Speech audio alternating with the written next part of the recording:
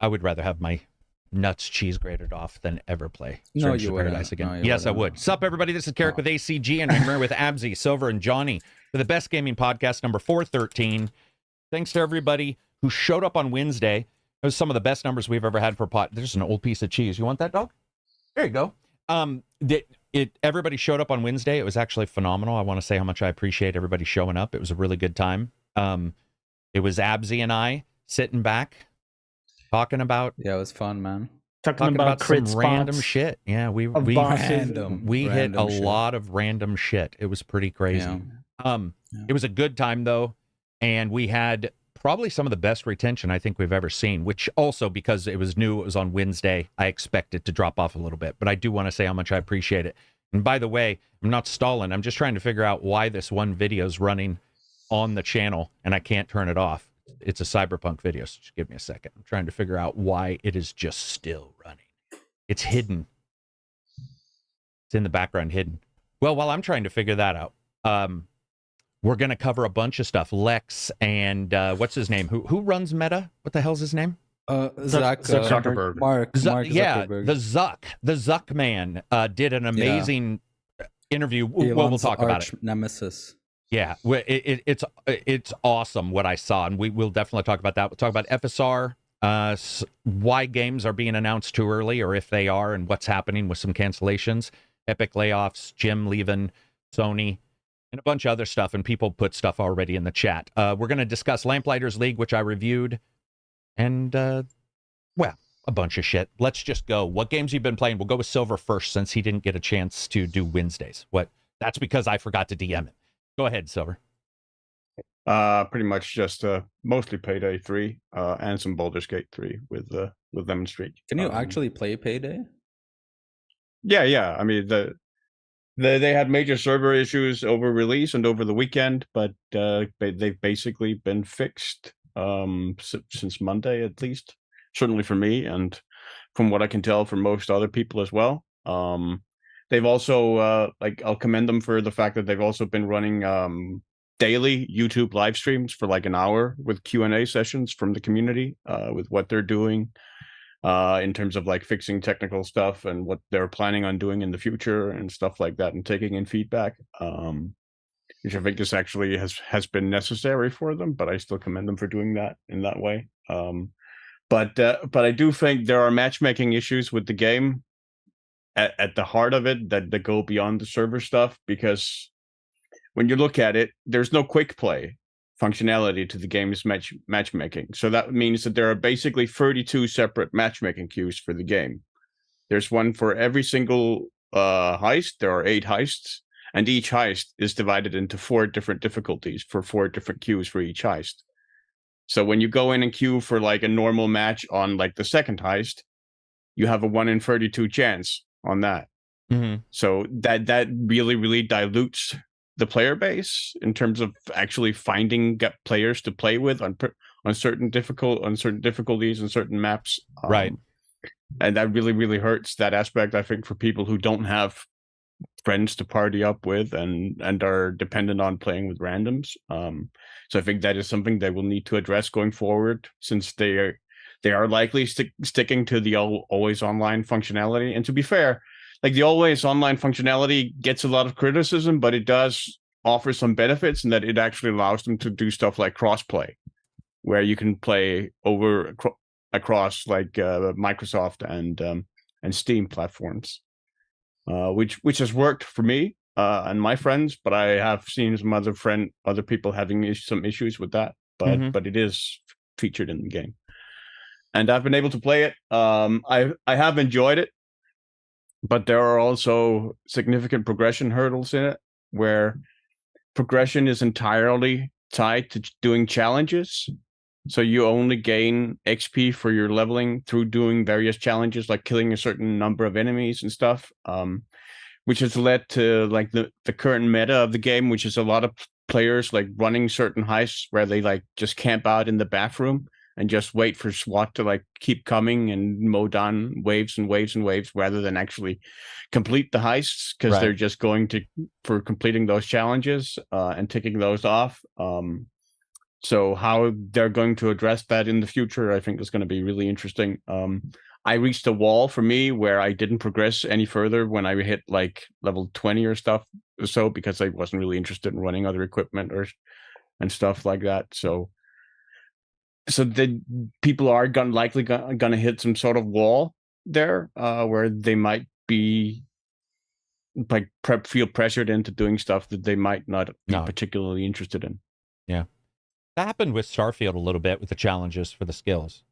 I know a lot of people were complaining about the challenges for the skills. I need Johnny to do me a favor. Johnny, scroll up to in chat where I posted a bunch. I said, thanks all. There's somebody there from Portugal who says, first time here, love your channel, ACG, but I can't pronounce the name. Can you tell me how to pronounce that? If you can figure that's it out. actually the same name as mine, which is John in Portuguese. Okay, I was it's right. Pronounced João. Okay, gotcha. Because I remember you saying there was no N or something like that. All right, great. He says, first time, love your channel, love from Portugal. Thank you very much, man. I appreciate it. It's an international podcast for a reason. Moving on from those games, what have you been playing, Abzy? Still on Phantom Liberty, and it's fucking good, man. I'm really, really enjoying it. Every side quest I'm doing has like really cool choices and moral quandaries, and literally I did one quest where I decided to do something with a thing where I kept someone alive. And then way later, without even having a quest marker or anything, I receive a text about the guy and where he is or whatever. Or like I receive a text saying there's something weird going on that street, but there's no quest marker. And I went there and the guy was there and I was able to interact with him and see how he's doing and stuff like that. And there's been a lot of different examples for that and really, really cool, wacky quests. And I think they pulled their weight on this expansion. Maybe it's hiring that director from Dragon Age that just like, I saw an interview with him and how much he was just talking about player choice and like being super giddy about it and stuff. And man, if they just keep him on and with the infrastructure they have, go for it and make like a sequel, hopefully in the same setting, since they already have that infrastructure down, and just focus on the detail and role play mechanics and add some immersive elements to it. And then I think, you know, I'm looking forward to a sequel more now than I was before. I mean, if I'm alive, that's like 2029. Yeah, right? That's gonna be a while because they're already working on the new Witcher game. They're working on the Witcher 1 remake, and I think there was another thing. No, they did say that they started like pre-production or something. And they haven't even got the full name yet. They're like, it's still under code name, and they're like we're just starting pre. So yeah, it's Unreal, which is also awesome and terrible because it's a new engine for them, but it's a good engine. So it's like, we don't know, but I personally believe the next one will most likely have way more mission variability than this one. Well, just Unreal with blueprints. I've been talking to Reg like almost every day about, because he's deciding what engines to use. And it's like we always come back to Unreal and blueprints because you can take them and build your own on top of them. And it's like the idea of a game maker being able to look and say, oh, we can track these choices in the future. It's just easier for them. You know, I think Witcher really didn't have that kind of mission structure. It was like, go here, kill this creature. And you had some with tools. Good context, right? It was good context, but it was like drive towards it. It wasn't like Cyberpunk, which was this all these random things. I mean, there were random things, but it wasn't like factions, like entire gangs, and which is a problem with Cyberpunk, of course, is the random battles everywhere. And what I hope for our next one, I would really like a more sandboxy take, kind of akin to like a Bethesda game where you can join these different gangs or corpos and interact with shit. More of a sandboxy, interact with stuff. Let me sit on a stool. That kind of take, because let's be honest, like the original game's side gigs could have been Radiant easily. You know what I mean? Yeah. A lot of those side gigs on the map and CPD stuff, but if they make it so that you don't die, you're not dying in like 2-3 weeks, you know what I mean, where they urge you into like this main story, hopefully have a coherent main story but still have like more sandbox elements, that'd be something I'd like to see in a world like that for sure. Yeah, me too. What about you, Johnny? What have you been playing? Just one quick question for Abzy before I say my thing. Yeah, sure. So you started a new playthrough, right? From scratch. So you're doing like a whole new character. Did you find anything we still talking different? about Cyberpunk? Yeah, sorry, I was just curious. All right. So anything as you're different? playing, right? Yeah, so does the DLC kind of augment any of the actual main game, or other than the 2.0 update with all those 2.0 like, update, you know, fixing like the stuff that they fixed in the game. They did fix some dialogue stuff as well, but as in terms of the DLC augmenting into the main game, there is a recurring thing that you can do that like is a new activity in the whole game. Let's just say that. And there is one or more quests that take you out into like the Night City, not just Dogtown. Yeah. Okay. Cool. I think the 2.1 didn't augment in any other way. Yeah. Right. I think the 2.1 augments in the role play, like we talked about the mechanic part of it, which is great. And so you can do those other missions. And I think you want to do them a little bit more because you're like, oh, skills that actually graphically show up on the screen, like not a bunch of +5 passives, even though there are still some. There's nowhere near as many. They really fit. I mean, and we're going to talk about this. I should add a but because people are going to bitch. Yeah, it's true. It should have been this way day one, especially from a giant developer like this. It's not like we're excusing them or whatever. Sure. Yeah. I think what they did was wrong. The big problem is that finally we get it, and there's no expansions after this. That just that's a slap in the face for sure. It is because it's just like, hey, guess what we can do now. Yeah, it's like the best kiss from a girl at a prom, and then they're like, I'm never going to see you again. I'm going to college. Or just like bittersweet. Yeah, because I mean, their base won't be their base for the next one just mechanically because it's a different engine. So it's like it's going to have its own like finagling and weird shit that might go wrong, and so it's rough for them, I bet, to be like, oh man, we got it right, now we got to go back and get it right again the first time. By the way, I'm not saying we should have let them off. I'm just saying it's to be a dev would be weird in that situation in particular. It'd be even doubly weird because you're looking at Twitch and all that kind of stuff. Anything other than Cyberpunk?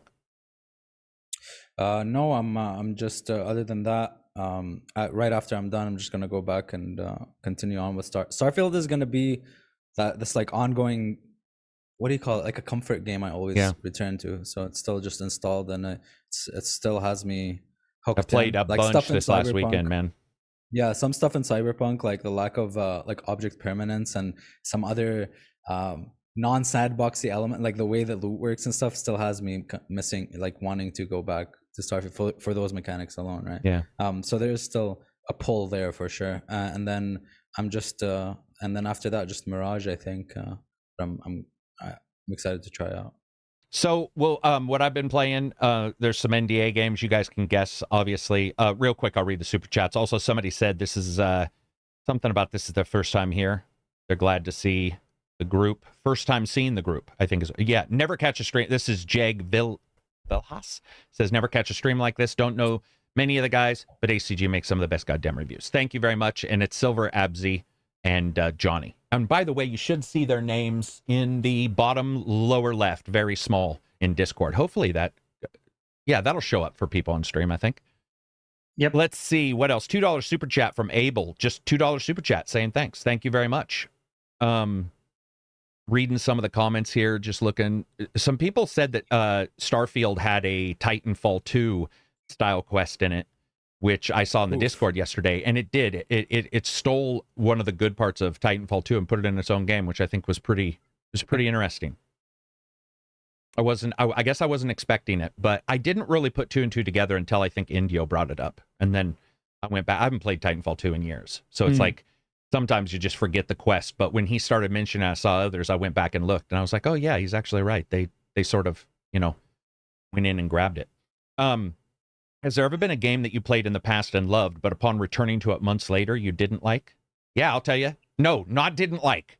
I want to make sure this is clear. Love the game, but I will never turn it on again. Baldur's Gate 3. Never. You're just done. Dude, I'm so done. Done doesn't even explain it. It's weird because I love it, but it's almost like it's contained in that time space and that framing for me, and it's great. It's a magnificent. And I certainly, if DLC came out that looked enticing, I would do that, but I will never, ever do those quests again, because I also believe, a little like Neverwinter Nights 2, was that Waterdavian creatures? Which one was Waterdavian, Silver? Was it Neverwinter Nights or 2? I mean, you had to go across. I don't think there were. I don't remember Waterdavian creatures. I think that's in the second one. Okay, so maybe it was 1, but I enjoyed the game. I think that was the first one, yeah. All right, so I enjoyed the game. With the plague and whatnot. But then the quests themselves, I realized I didn't really love. I like the characters. The characters in Baldur's Gate are the juice. The battles are great, but the quests are one and done for me. I don't think I'll ever return to it. Any games it's you guys funny ever, you mentioned that. Yeah, I was just going to say, I feel the same way about many games. For example, Final Fantasy 16, really liked it. Yeah, had exactly. a great time. I agree. I would not really, play through it. Never again, Johnny, right? even, go for it. Johnny, even in NG, I went into NG Plus and like. Was it interesting at all? Did it have some cool? The issue is it's literally so story heavy and there are so many cutscenes and so much dialogue that when you're skipping through them, dude, the game's content is like a 10-hour game, dude. Like most of the game is just full of dialogue and stuff. And it's a shame because I really, I think the combat is incredible. I think it's fun, nailed a very, very good combat Final system, Fantasy? like a very good infrastructure. Or Baldur's 16, Gate. with how you can like hold and do different tricks that like they give you tools and you can do stuff with those mechanics and do awesome combos, but it's not utilized, man. It's not utilized as much as I want it to be. Like it's a one and done because it's just a one story thing game. That's why I hope for DLC they add like more gameplay opportunities, like maybe like a roguelike dungeon or like an endless dungeon or just like more opportunities to combat. Yeah, it's a shame. And it's a shame, but I think it also shows maybe a maturity. Well, at least for us, we're the most mature, of course. But no, I mean, there's a maturity where you can say this game is amazing, but I don't have to return to it. A lot of games want you to return. I loved it, dude. A lot of games want you to return, though, right? They're like service games in mini form. They're like, here's an and we're just like, I'm not. I mean, and it doesn't even detract from the game. It's like, dude, that was a friggin' amazing experience. I just don't have to repeat that one. And other games, it's not a game on a desert island kind of game. You're right. Oh, dude. Final Fantasy 16 is as far to the opposite side of desert island game I would ever play. And it's I like really liked it. Right? I would never return well, not really liked it, but I liked it a great deal. You wouldn't take it, ever to the desert island. Actually, ACG, you're making Sony a mistake for having not played Cocoon. Cocoon. I have no clue what you're talking about. I've heard a number of people talk about it. Did I say I haven't played a Cocoon game at some point? I think no, but maybe it just came out, I think. There's a game that just came out. Oh, I think some people assume if I didn't review it, I don't play it. I play a lot of games that I don't review. Maybe that's what it was he saw that I hadn't done a review. Did you get a chance to play that one? I think the Cocoon game, the new one, I got downloaded and opened it up, but no. Yeah. I thought maybe he was talking about those old Jade Cocoon or whatever they're called. Oh, no. There's a new game that came out. Yeah. I mean, there's a lot of new games that just came out. True. Not dissing on him. I'm saying it's pretty crazy. It's great, but it's pretty crazy. It is.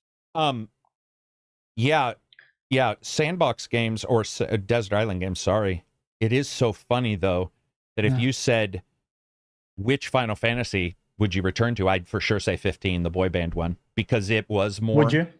Yeah, I would definitely return to that. If I was, if it popped up and it was installed and I didn't even have to delay, I joke about rolling into my shoes to work out in the morning. If I could roll into Final Fantasy 15, I would do it, but I probably wouldn't roll into 16. It's just, it's its own thing and it's done. It's okay. It's like a linear, strong story. Yeah. That's why I'm kind of excited. It's going to be a breath of fresh air for the Rebirth take, which is going to be more open-ended kind of activities and mini games and I have a question. Do you guys feel the same? Because I feel the same way about Spider-Man on PS5 4.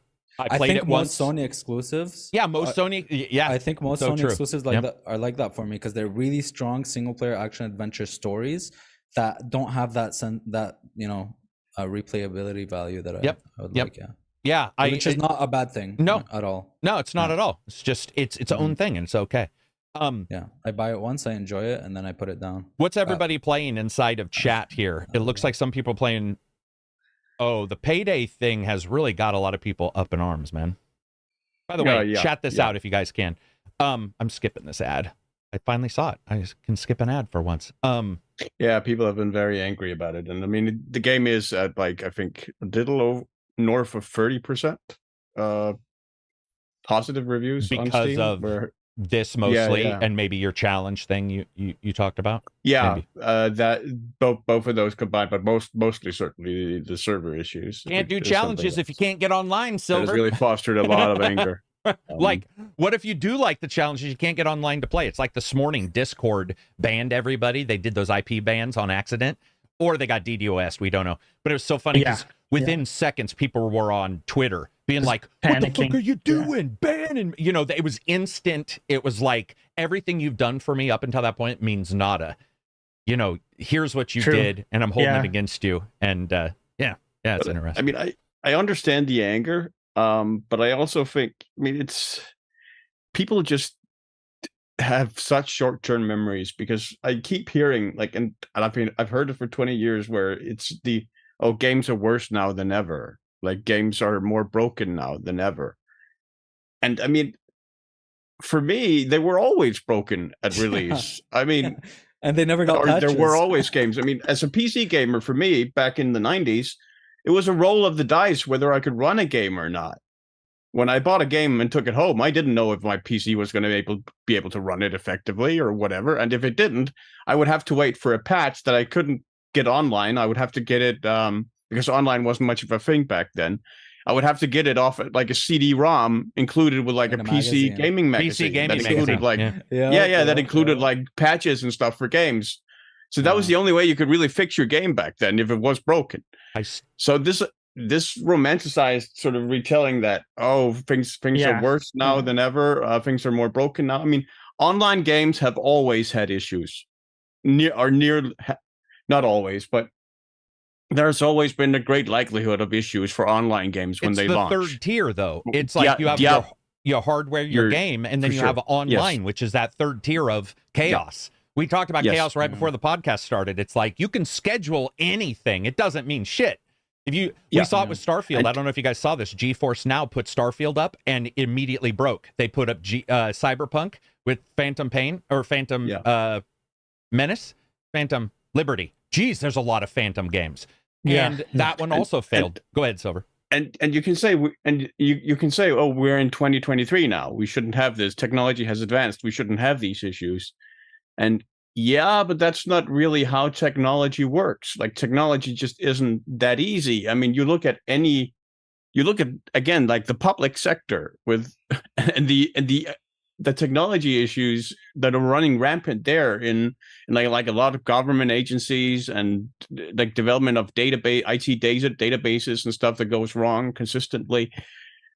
Not only that, Silver, it's very easy to just assume that, this should just be easy to do, and take it for granted, but it just doesn't work that way. Go ahead, Abzi, and then I gotta move forward. But go ahead. Yeah, for sure. Not only that, but the people who say that argument are not taking into account one of the biggest variables, which is technology is improving, but so are the scopes of the games in a significant amount than back then. Yeah, so that the complexity. Way higher. Volatility, you know what I mean? And the hardware that we're playing on is more volatile. Yeah. It can't be more volatile than when I upgraded my AGP slot 6 times in 3 months, though. That was when AGP 1 and I got a computer. AGP 2 got a computer 4, 8, and then it went to PCIe. And I was like, God damn, guys. Luckily, Sears let me return my computer every time and then reset the payment each time. I got a free PC for a long time from them. Thanks, Sears. Probably put them out of business. But yeah, moving on from there, just because we have some super chats I want to read. $2 K.2101 says, how are you guys feeling about most games having Endgame Plus? And I know that let's not argue that most games don't, but I do. A lot of games we don't expect to. Starfield, I never expected to have an N Plus game. Like, I'm okay to admit Spider-Man. Spider-Man. Yeah. So are you guys? Is there any effect at all when a game like? Do you feel like it's now more like? Has something changed because there are more? Do you care? Do you? No, I think we've had them for a long time. You know, when you look at games like Neo, for example, for a lot of people, the game actually begins. Yeah. Oh, yeah. Like, for a lot of people, I have a friend, she's big into just crafting builds. And the game really begins at New Game Plus or even Plus Plus, when you have For like them. a full build for them, you know, Those for are like that the type of person, end game addicts. Yeah. right? And they will go, that's the game for them. And it's a tutorial until then.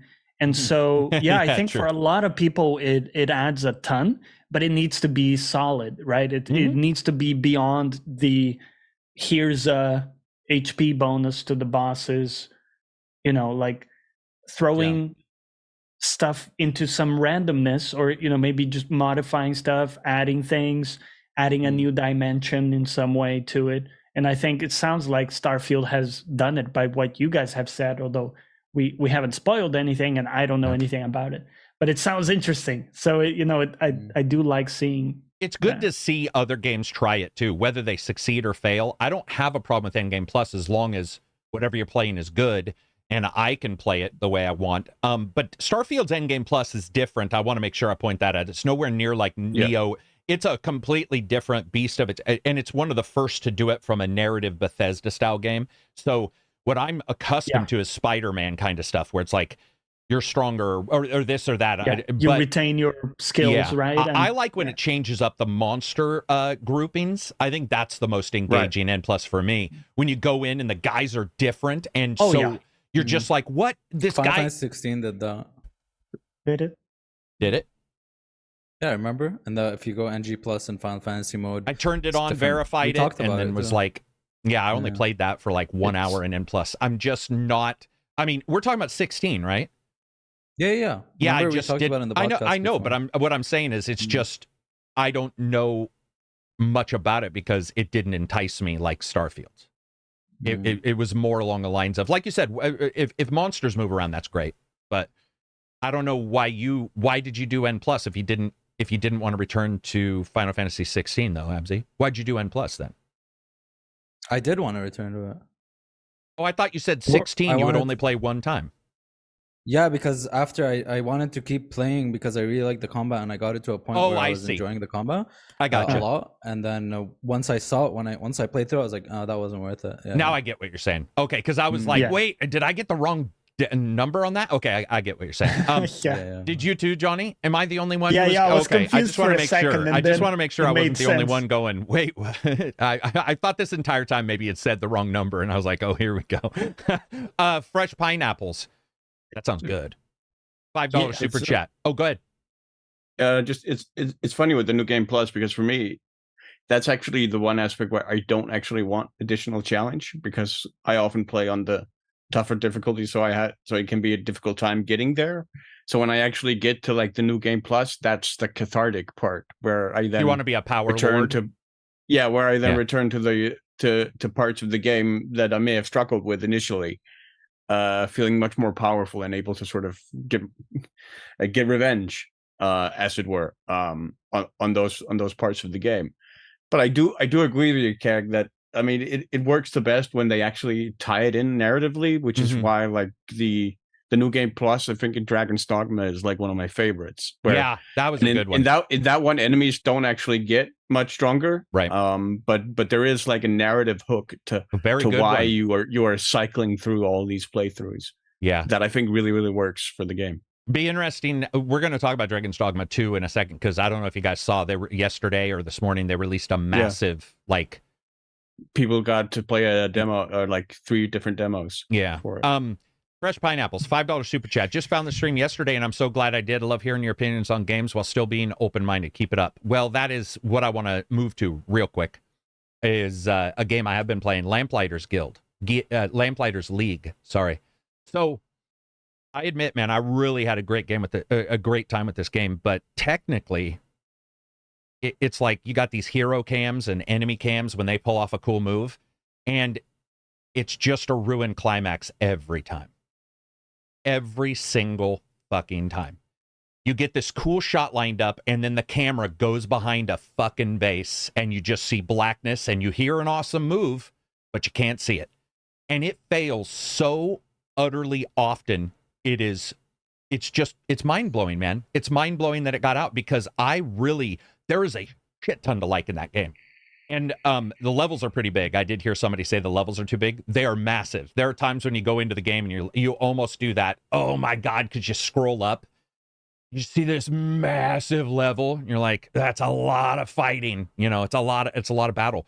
But man, I really enjoyed the story too. It was a weird one. It was sort of cool because I love the World War II Nazis trying to do supernatural shit. This was somewhat the same. It was 1930s, so it was prior, but it was somewhat the same of the, arcane. What was that? Not Duke Nukem. What's the one?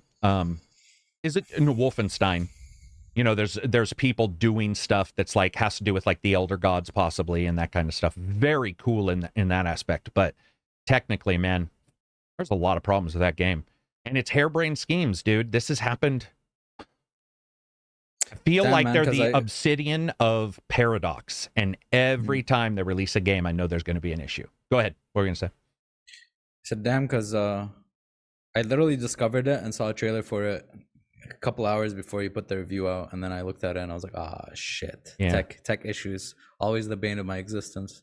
Yeah, yours, even on games that sometimes shouldn't have a tech issue, you've had some. So it's like we've all had the Magic PC and the unmagic PC. Yeah. But yeah, man, it's awesome for cheaper or after a patch or two. I saw some complaints that I agree with and some that I thought were just sort of didn't make a lot of sense to me. But overall, I agree with everybody else who was saying it's sort of like in the middle, but it would be lifted up if it didn't have performance issues. We talk about this all the time. If the story's interrupted, if your hero moment is interrupted, how are you a hero? Imagine Civil War, the Marvel movie, and they cut out all the fights. What the fuck would that movie be? It'd just be this guy walking around arguing with everybody. Yeah, or the music cuts out as it's playing. This is worse. This is worse moment. than that's big, but this is worse. It's like the major parts of the fights have stutters, so you'll throw a grenade. And I even tried to cut this, and I was cutting it and saw the video just go and freeze right when the explosion, almost like the explosion had to load. Right. And then the text in the skill, if you highlight a skill, the background freezes. The entire game is like, and keeps going. It needs a patch or two prior to release is what it needed. But anybody thinking of getting it, get it on sale or wait for a patch. It is enjoyable as a story. You know what I'm really, really excited for? That it kind of reminded me of, because they're both like kind of top down, and it's also coming out, I think, in November, is a game called Broken Roads. Yeah, and the best way I cannot describe wait, man. Dude, it's like Disco Elysium and Fallout had a baby. Yep. Had a moralistic, pissy baby. It has, dude, the different philosophical answers and stuff. And oh man, I can't wait for that game. That game, I've been like chomping at the bit to their PR, going like, can I just do a preview? Because I just want hands on to see, like, because I love Disco, but Disco's sort of like when you go to a speech or you go to somebody's discussion, and it's one of those guys who talks about quantum quarks and shit, and you get 80% of the discussion, but 20 of it's over your head. Disco Elysium was, there were times where Disco Elysium was like talking, and I was all, dude, I know most of this stuff, and even I'm like, what the fuck? Like, because they sort of threw you in Disco. It's like, here you go, your shoe can kill you, and you're like, all right, that's a little weird. With Broken Roads, it looks like they might explain it better. Sorry guys, I'll be right back. Okay. Give me 1 minute. Oh, by the way, I have a delivery coming today I have to sign for, so I may have to go as well. What were you saying for Broken Roads? Yeah, it just it looks like it'll have combat and stuff too, like a well-rounded... I like the moralistic... And the art style is kind of the same. Yeah, and their moralistic thing in Broken Roads looks easier to parse, I guess. It's like a chart that when I look at, I'm like, I sort of get what's happening here. It's almost like a chart where it's like evil Jedi, good Jedi, and you see the... gray Jedi, you can understand. You're like, all right, this guy can't make a choice either way. I sort of get it. With Disco, there were times where, where you're like, is this a bad choice? Okay. Which is, some of it's fun, but it can also be a little, it's stressful. Maybe not stressful is the right, cumbersome, I guess. It's just interesting to go into playthroughs like with a philosophy in mind where you're like, okay, now I'm Kantian, like you fully utilitarian playthrough or something. I will definitely be doing that. What were you saying, Silver? Yeah. You were also adding something? I mean, there were definitely times when Disco reminded me of Quentin Tarantino in that it could be a little too self-indulgent. Yeah. Like a little too fond of sort of hearing itself speak or its own dialogue, as it were. Yeah. I love that game, man. But there were times where I was like, this sounds like me talking, and I hate me. Like there was just It just times has where I like was the like, best ending ever made. oh yeah, in of a course. game. I mean, the game is awesome. The game is awesome regardless. Like, Yeah. turn off $4 or $4.99 super chat. Thank you very much for the super chats, guys. Top 3 games of the year so far. Love y'all. It's easy for me. Go ahead. Baldur's Gate 3, Starfield, and Tears of the Kingdom. Yeah, that would probably see 3 is pretty hard because I would say there's 5 already this year that are up there. Yeah, I can name more for sure. Yeah.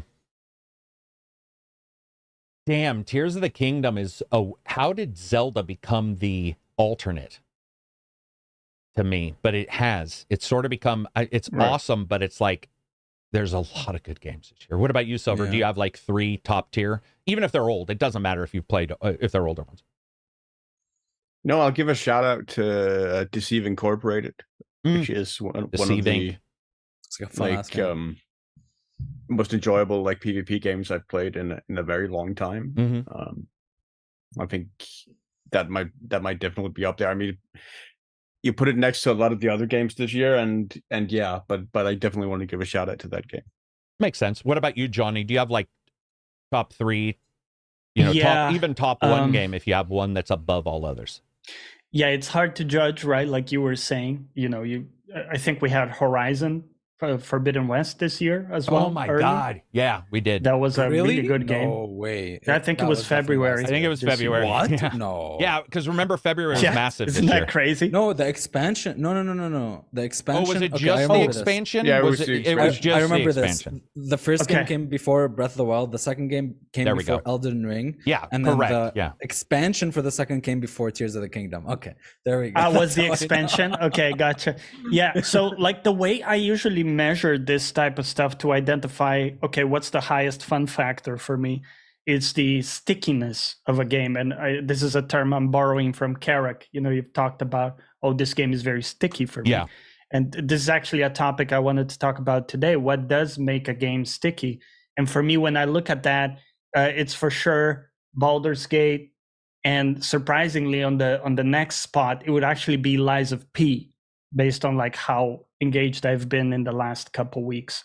And then you have like Starfield, which is something I see myself coming back in the next months, just continuing to play that. And that does seem a little bit like recency bias, right? Because they're all recent games, but that's just kind of how I feel right now. I mean, I don't know. I agree with you, but it's like, and maybe Tears of the Kingdom is the alt, like I said, but Baldur's Gate's been out for a while now. It's like, I don't consider it. I mean, it is recency bias, but it's also really good. Yeah, it's also really good. And yeah, I think it also, even if you ignore recency bias, it's just that every other month maybe has been a blockbuster game. And I don't mean AAA, I just mean blockbuster game. It's been a game, like I liked Bramble King to the point of where it would be in the top 10 best games this year, even though it had some tech issues. That game's got parts, like I was talking to Takedown about it, and you know, Takedown, you never know what Takedown's going to like from one day to the next. You never know how long. But I use him as a barometer that if he talks about something a year or two later, I'll be like, and this isn't a year, but it's many months, and he still randomly brings it up, and I'm like, okay, that for him at least, you know, that sort of solidifies where he is with it. And I'm the same way with Bramble King. But there's been small games, big games, and we're obviously getting confused even on what game came out this year, because last year, the last 6 months were nuts. So Hush Out Ghoul. You also have games like Pikmin 4 as well, which I just always forget. Yeah, for sure. Hush Out Ghoul, $5 super chat. Since game budget's been climbing, what would you prefer? $90 base game, a $90 price base price for a AAA game, or games that are smaller? And he says, so goodbye open world, 100 side quests. Yeah, we talked about this. Abzi and I talked about it for an hour. We talked about what would a $100 base game look like, and what would we want to see from it? Because I want to see it, curiosity's sake. I want to see a $100 base game, not a premium. I want to see what a $100 base game looks like. Single player, obviously. Yeah, single. Yeah. Like, what does it look? Does it have? Yeah, what does it look like? Because I don't even know what it would look like. But I don't want to have a $90 base price. Sorry, I don't want to have a base price. I think that's what he and I came to the conclusion. That's was the that thing. Yeah, the base price makes no sense. Let the market decide, right? Like, just sell your games at how much you think it's worth, and then the market will do its thing. Reviewers will review it accordingly based on the price, and gamers will recommend it accordingly. You know? Yep. I think that's the best bet, man, is just have any price be open to people. $30 and we see it great. like under 60, you know, and we see that see that from $1 to $60, but over that not really. Well, $70 now, but over that not really. Yeah, true. We don't see a lot of Nintendo 64 pricing, by the way, because I looked that up. $74 day one for some games. So $74 when it came out. I mean, Super Nintendo games I remember back in the day were $100 here. Yeah, well, yeah, there. Actually. So you're right. Yeah. So you guys have a bit of a premium, but even here, some of them, I've got some prices down that blew my. I went back and looked at old ads, ancient ads, people taking pictures of, and I was looking at the prices, going, if people are worried about inflation, man, you should be pretty happy with where we are right now because it's ridiculous. Gotham Knight is hitting Game Pass October 5th. Do you recommend it? Alex asks. Yeah, I would say Gotham Knight.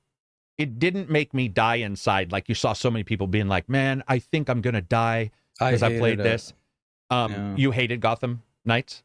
I played it for like 30 minutes and the combat just was too loose for me or something, or I just couldn't.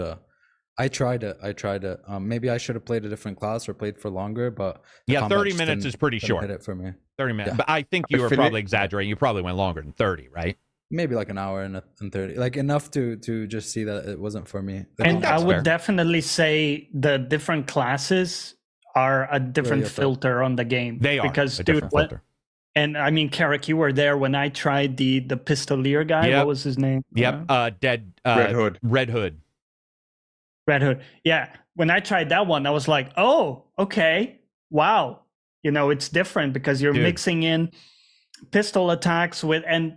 For me, that was like cool. Night Guy or whatever, Night something. Oh, Night Duty's the worst.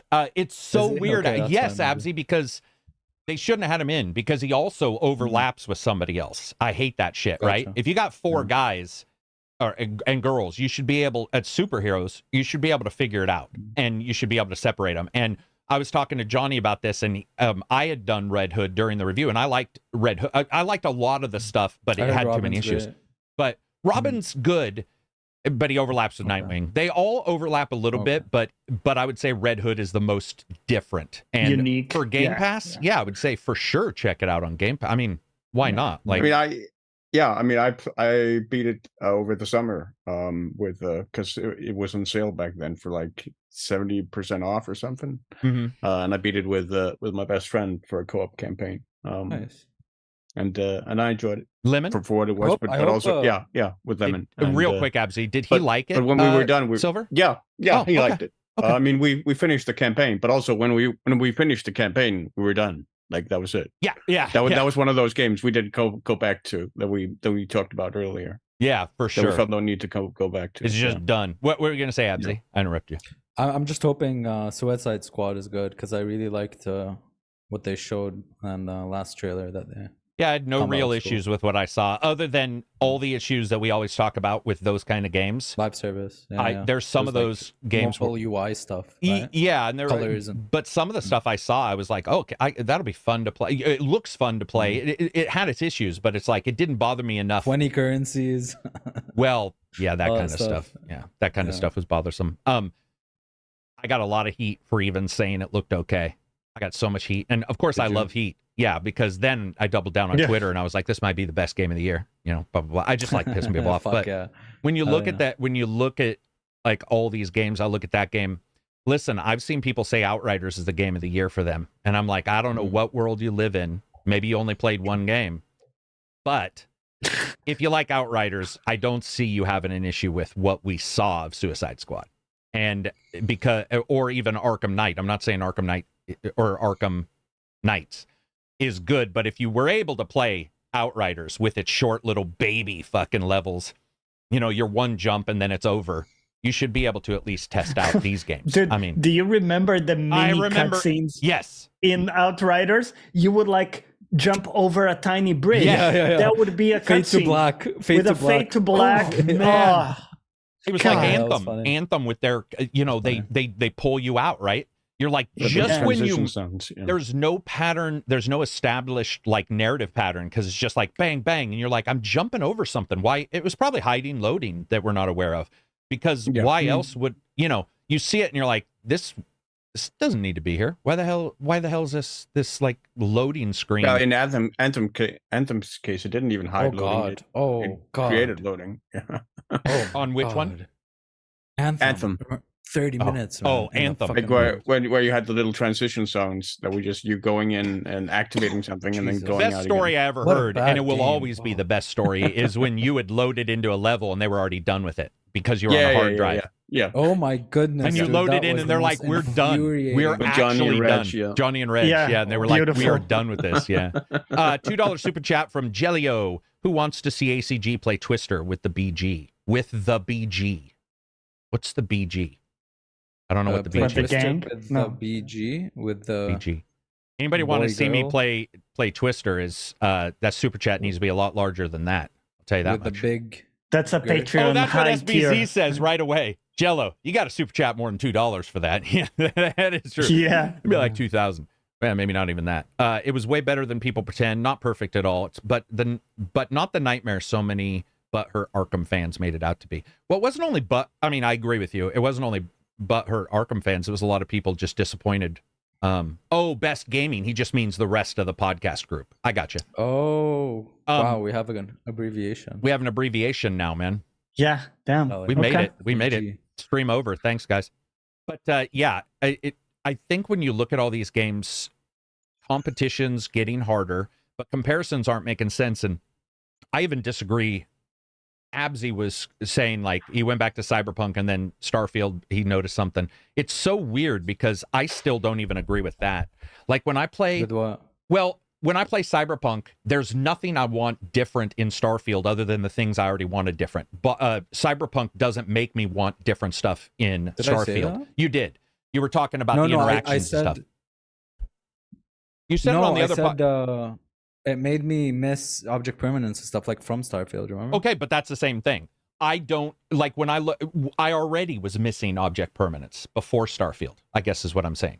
So like when I Yeah. look at Cyberpunk or I look at Starfield, I saw a lot of people saying, I played Cyberpunk. Now I don't like the party members in Starfield. And I'm like, there are no party members in Cyberpunk other than your mission, you know, where you join up with somebody. You're not with a So why does that comparison even, it doesn't make a lot of sense to me, because it's like it's a complete. Now, Baldur's Gate, I could see why people say, you know, the characters in Companions Baldur's there are Gate. better.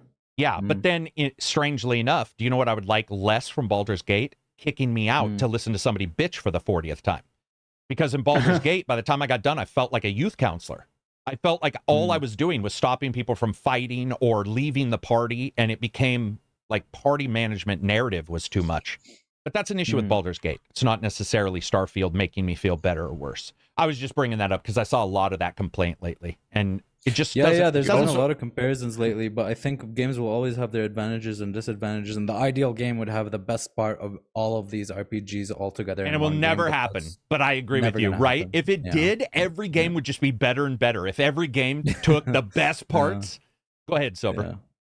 Yeah. I just you made me think of something with the party stuff in Baldur's Gate. Have you noticed how when you're in camp, everyone has like every party member has their own like separate tent, but then when they're in your party, apparently they all feel compelled to like go outside and sleep around the campfire That is rather true. than Yeah. in the comfort of their tents. That is true. They've got tents and then they sleep. Yeah, next to- yeah. Maybe it's because the fire is warm, but that is absolutely true.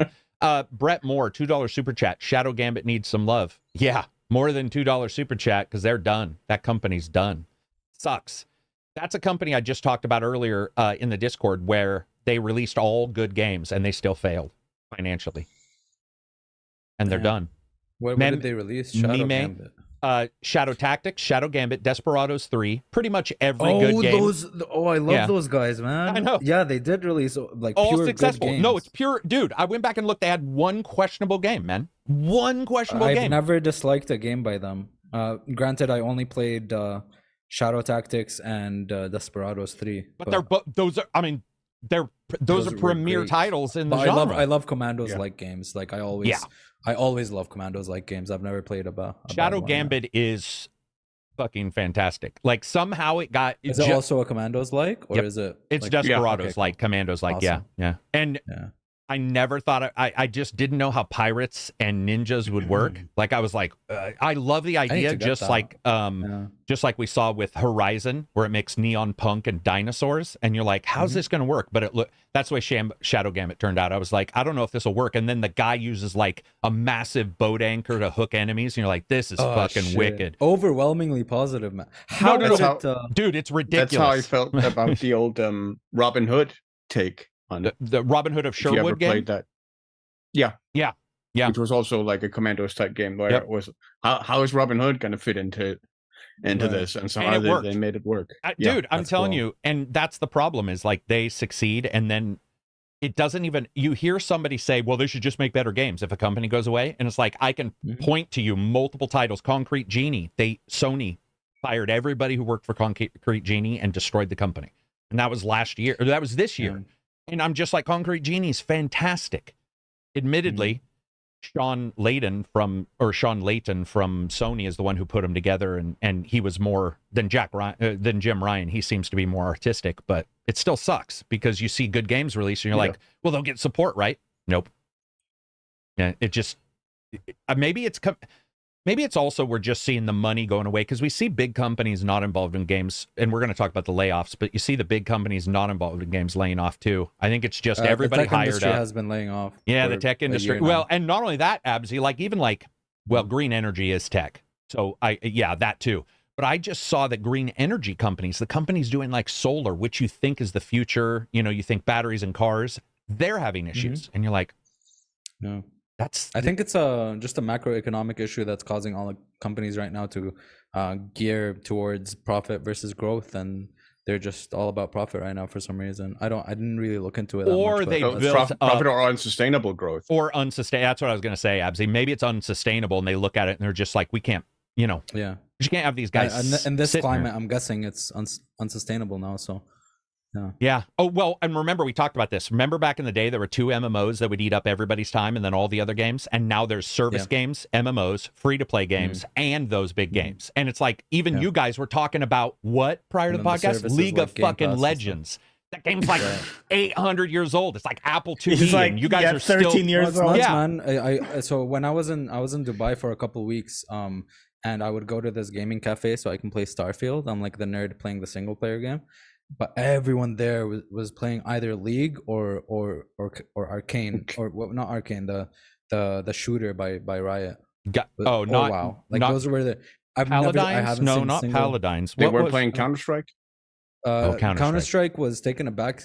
They were some, but it's they're playing. I liked Riot games Gigantic a lot or for some Galactic. reason. Was it Gigantic? I liked that game a lot, and it came and went. But CS2 just came when out. Paladins I'm came out. excited to try. Yeah.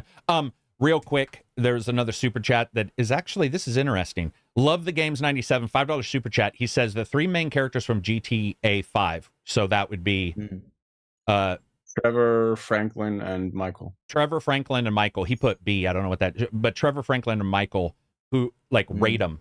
Who's your favorite? So for me, Trevor, obviously. I liked Michael, man. Maybe because he's Michael the middle-aged white guy, and that's what I am. I liked Michael, just don't know why. like from a character writing type of way, and I liked Franklin from like how much of a bro he is, and like but Trevor just okay. So who's the lowest for everybody? We'll do that. Who's the lowest, Absy? Who's the lowest of those 3? I don't fucking know, dude. I don't know. I love them all for different reasons. I would say my lowest is for sure Franklin or Lincoln. Yeah. Wait, Lincoln, Franklin, Franklin. Yeah, I would say Franklin's my lowest. Sweetheart, though. Yeah. Okay. And then my middle, not really to Trevor. the people he shoots. Yeah. Well, my middle's Trevor. Nobody's the favorite to somebody to shoot. My middle would be Trevor, and then my top would be Michael. Anybody else? Anybody? I mean, Michael. What I really enjoy about Michael is that he's arguably the most delusional character in the game. Arguably, because he somehow at least Trevor is completely crazy, but he's also sort of self-aware enough to know that he's crazy. But Michael is delusional enough to sort of create all these justifications. He believes his own lies through the entire thing. That sort of views himself as some type of moral character. Yeah. That's really sort of interesting and fascinating about him. There's the duplicity in him. Yeah, Kind he of remind is me of Tony awesome. Soprano in a way. Oh, for sure. Like a lot of those TV shows where they have the main lead that's just a mess, but they, in fact, His Johnny cheating wife is watching Justified, and I was talking to somebody about Raylan, like his morals in that show. Sometimes you're like, dude, he pushes through and wins, but sometimes you're like, he's the bad guy. They He's shoot not people the in bad the back and stuff. Yeah, you're like, what's going on? Like some of the stuff he does, you're like, everybody believes his lie because it worked. And I love the character. But after a while, you're like, dude, as his boss says in one of the episodes, he says, if a dog continued to, or if a child's on the playground continues to bite people, at some point you would call him a biter. And it's like, that would be their term. And that's the same thing with Raylan. He's shooting everybody. And so he starts getting the term shooter. And you're like, well, it fits. You're shooting everybody. Like, how far are you, Johnny, in Justified? You in season? I'm like season 2, a few episodes into season 2. Told you it was good, dude. Margot Martindale. Really good in that season. Is that Mama or? Yeah, dude, I don't even want to say more. Yeah, Johnny's got one of the sweetest episodes or the sweetest seasons ever in TV history in front of him with that character, man. Every year they have a good, I also like I don't want to call him albino, but he's very white. McDonald is his name, with the curly white hair. He's in Band of Brothers. And and he shows up and I was just like, oh dude, I love this guy. Like every I want that to be a video game. What I really want. Obligatory boy. It would fit, actually. Raylan would fit well as a video game character. I think so. I think it'd be awesome. Moving on from there, let's get to some news. That's been we finished. Let me verify real quick. We finished up these super chats. Don't want to leave anybody. And again, guys, thank you very much. Shadow, we got Play Twister, which is never happening. Gross. Shave my beard's never happening either. Okay, yeah, we got them all. So I do want to talk about layoffs real quick. So here's some numbers just from this year from Kotaku. I have to say where they come from, even though I hate that webpage.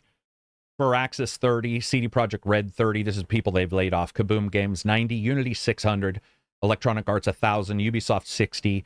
Take-Two is unknown. Phoenix Labs 9%. Riot Games 46 people. Brace Yourself around 20. Inno Games 45. Playable Worlds 11. Meta 10,000, including people Ready at Dawn and Downpour. FaZe Clan, Beyond the Summit, and a ton of esports games, they say. GameSpot, Giant Bomb, Gamer Group, Launcher, and Waypoint. Waypoint went away. Like, that's nuts. And then Pixelopolis or whatever from Concrete Genie shut down. And Sega canceled, what's it called? Hyenas, yeah. And then Epic laid off a bunch of people yesterday. Also, Sega, also earlier this year, they completely gutted Relic. You're right.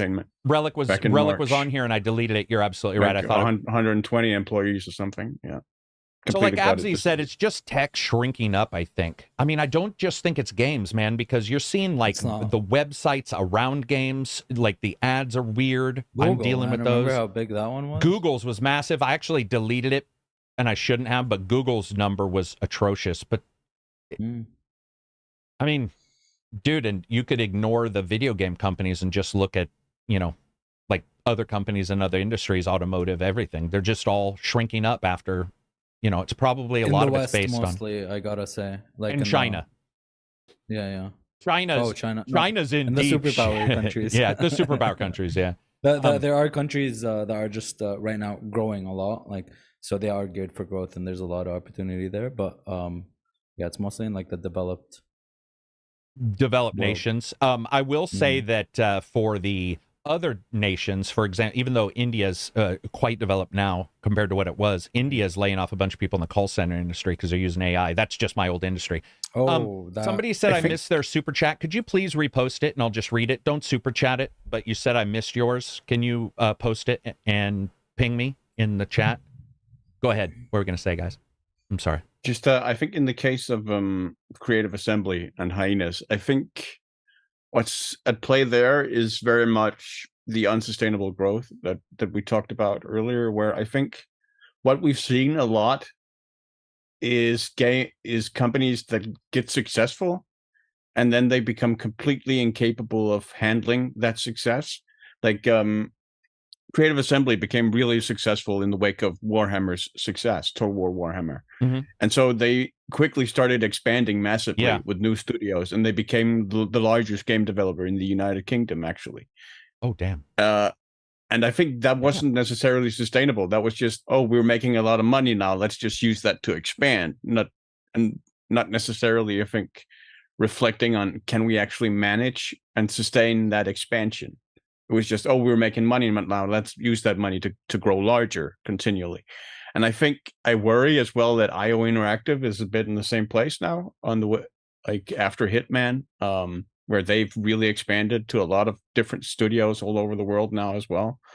I think it really exposes them to a lot of vulnerabilities in that area.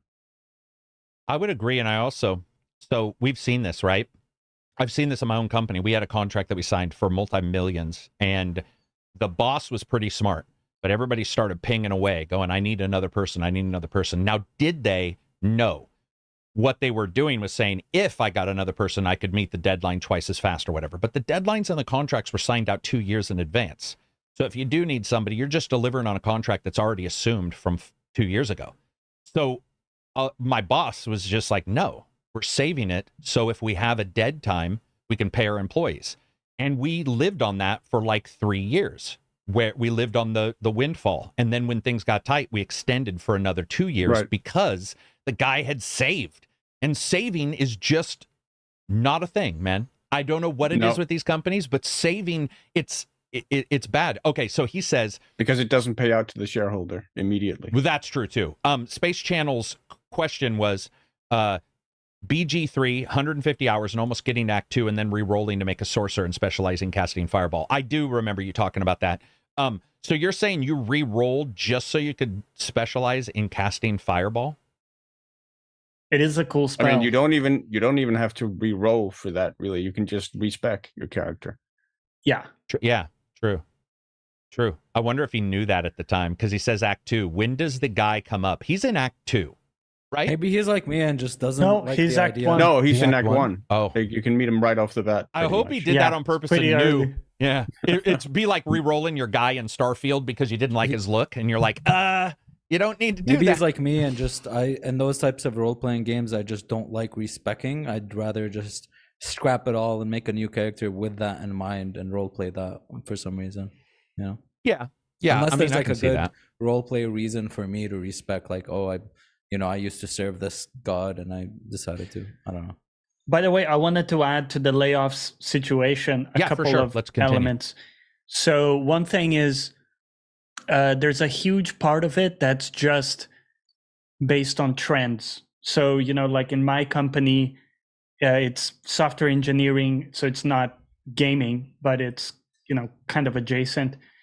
And what we see there is we actually had similar earnings this year, but the company, looking at what competitors are doing, because competitors are doing layoffs, the company, to stay competitive, is also doing layoffs.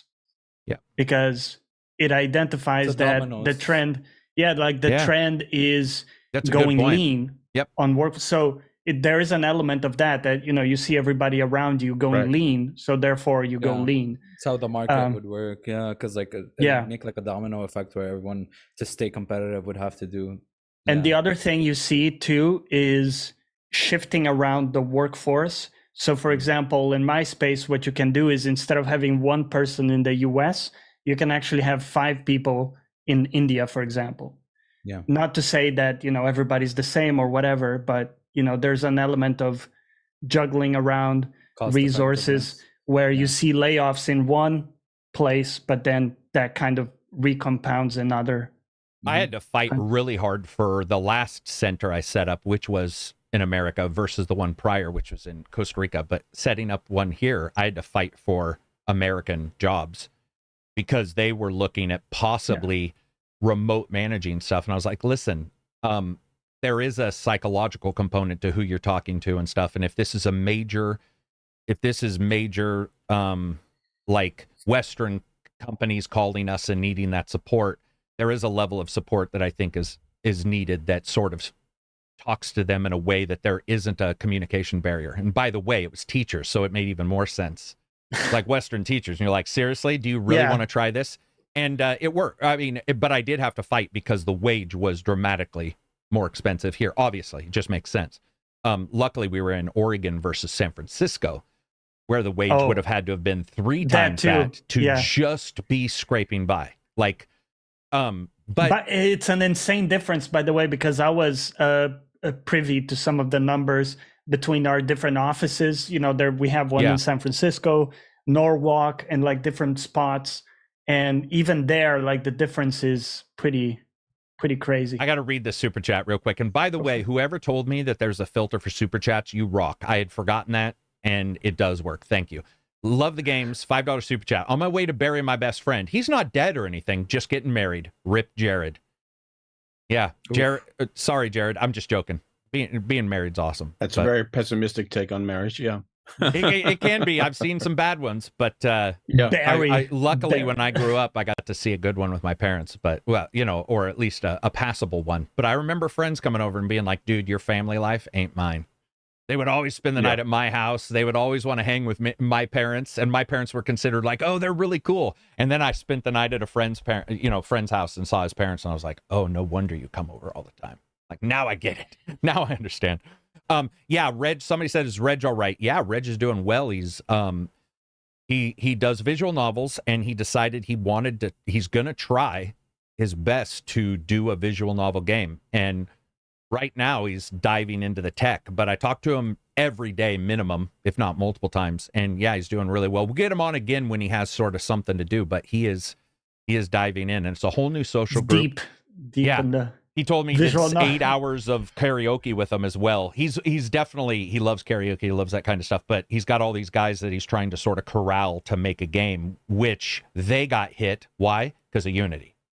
Right when they got everything set up, Unity pulled their shenanigans, and the entire visual novel industry is based on restructuring those 3 or 4 engines. Yeah. I mean, Unity is the iteration engine. For a lot of people, it's like, that's the engine we should use because sort of a happy medium. And now everybody, I mean, some of these visual novel guys, by the way, had 150 to 400,000 downloads and didn't make money because they didn't charge, but Unity was going to charge them. So they were like, we're done. It doesn't matter if you switch.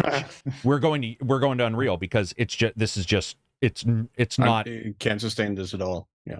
Can you imagine waking up and somebody's like, hey, that thing you did is going to come back to haunt you financially. Yeah. And you were being generous by like giving some, almost like I gave the console the takedown, and he's like, I got to pay VAT, dude. And I was like, oh. Yeah.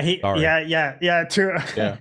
And I sent a video card to Sleeve, and we had to work a way to get it to him where he didn't have to pay anything. And I was like, I didn't even think of that because we don't pay anything on the way in like those people do. So yeah. Back to the layoffs. It sucks. I put a DM out, or I put a Twitter out saying people should DM me if they've been laid off, and I got about 100 DMs from people talking about situations, including one. I'm not talking out of pocket because I'm not going to say who it was or anything, but or what company. But they were saying that at some point there's going to be a documentary about this guy. There has to be, because of the shenanigans that go behind the scenes. So it could be one of the 50 companies that laid off. Don't guess because I'm not going to tell you, but. It's somebody I know, unfortunately. It's somebody I know and trust, and they use the term, not PTSD, but it was like, it was so bad structurally and psychically for the people working there that he was just completely blown away that we haven't seen a huge interview or documentary from one of these bigger, news agencies like Forbes. Yeah. People are talking about minimum wage. I don't know what that is. Let's move on from, I know what it is. Sorry, but let's move on from there. Let's just add Jim Ryan to this. So I saw a lot of takes on Jim Ryan. And I do want to point out Jim Ryan's staying with them till March 2024. If they were unhappy with Jim Ryan, he would have retired right away. I do want to point that out. That's how it works, right? If you do a big fuck up, you're out. We want to wish them well. Except if you're Bobby Kotick. Unless you're, yeah, but he's obviously doing, true. I guess there's no real argument for that. Except we think he's doing poorly, but he's obviously on their side He's not. Yeah, I mean, certainly some of the shareholders have been very happy with him. Yeah, right. Yeah. But there was, I mean, it did get to the point where the reputation hit was for sure would have been unsustainable. With Jim Ryan, I said this originally. Jim Ryan's done a great job in one way, and that's the FTC thing. He's stymied an entire company from making a multi-billion-dollar. This is ignoring the FTC stuff because Sony's given their data, the stuff he said. That's the way a CEO is supposed to go against the competitor, right? So it's like, it doesn't bother me. I see it as business, and some of the stuff he's done has been really actually quite intelligent for stymieing another company as much as you can. And it's so funny because he was talking about streaming. No one could figure out why. What happens? Sony announces they've got streaming coming. You're just like, that's why. Everybody sees it. And it's like, he saw the writing on the wall and he's like, let's stymie this company with billions of dollars. And they have. They've caused Microsoft to like really slow down. And the other stuff has as well. But they have, in particular, Sony has, by giving data and what they've said, both privately, personally, what he's said. I will say one thing about Jim. We talked about this, I think, Absy and I, or maybe it was last Friday, where Sony dug their feet in the ground about the Activision deal, and now the Activision deal is only Call of Duty. So they lost that one pretty. They had an original deal that was all Activision games, and they drug their feet, and then Microsoft is like, all right, so it's just Call of Duty now. So it's like, oh, that was probably that might have sucked. Yeah. But yeah, man. I mean, he is what he is. They're CEOs. I don't love any of them more. I don't like Phil because he appears to be nicer. They're trying to lead a multi-billion-dollar company into doing the future. It's like, they're not going to be your best friend. These companies haven't saved children. Like, Jim's done a good job for Sony in the way that they probably wanted him to. I think Sean was really good, but that's just me. I liked Sean's ideas. I don't know if you guys tracked Sean Layton very much. He was the one who pushed forward for Concrete Genie. He was more the artistic CEO. But I think Sony must have seen the writing on the wall and was pushing for other things where we're getting into the business aspects and less so the artistic ones. But I could be wrong on that. You guys have anything to add? 30 years is a long time to be doing any job. Dude, yeah. Yeah. He's retiring, right? Jim's done, isn't he? Didn't he say he's done, I think, like out of the... Because he's been with Sony forever, right? Hasn't he? Because he was Europe, right? Sony Europe. Wasn't he Sony Europe and sports divisions or something? I don't remember. I could be wrong on that. But, what do you guys think Sony is going to look for in a new CEO? And I was asked if I would become CEO and what would be my first step. So I want to roll that out to you guys. Let's say somebody... my first step as a Sony CEO? Somebody calls up you, Absy, and he's like, dude, yes. Jim Ryan it's behind the scenes. Very simple. Yeah. Oh, go. Very easy. Well, okay, here we go. You're setting yourself up. Very simple. Very simple change. Simplest that will improve everybody, every Sony, PlayStation. No, actually, not everybody. Only some people. Actually, it's not what is it though? Now I just want it. Okay, I just want it. Well, as a whole, I would say better fucking support because their customer service is trash. It's trash, right? Asinine. But just let accounts swap regions. All right. That's the one thing. People move. Okay, people are allowed to move countries, my dude. And no, I don't want to create a new account. All right, I want my same account with all my games and all my friends. And I moved, so I just want to change the fucking region. It shouldn't be that hard. Everybody else lets me do it. Nintendo lets me do it. Steam lets me do it. Xbox lets me do it. Fucking everybody. Okay, Windows. All right. There's no excuse right now. You should do it too. I do think that as you're burned, you're obviously ass chapped by that. I do agree that people move, and we live in this weird world where Sony's behind Nintendo and Sony behind the scenes. Their account stuff is always weird. I've heard it from Reg too.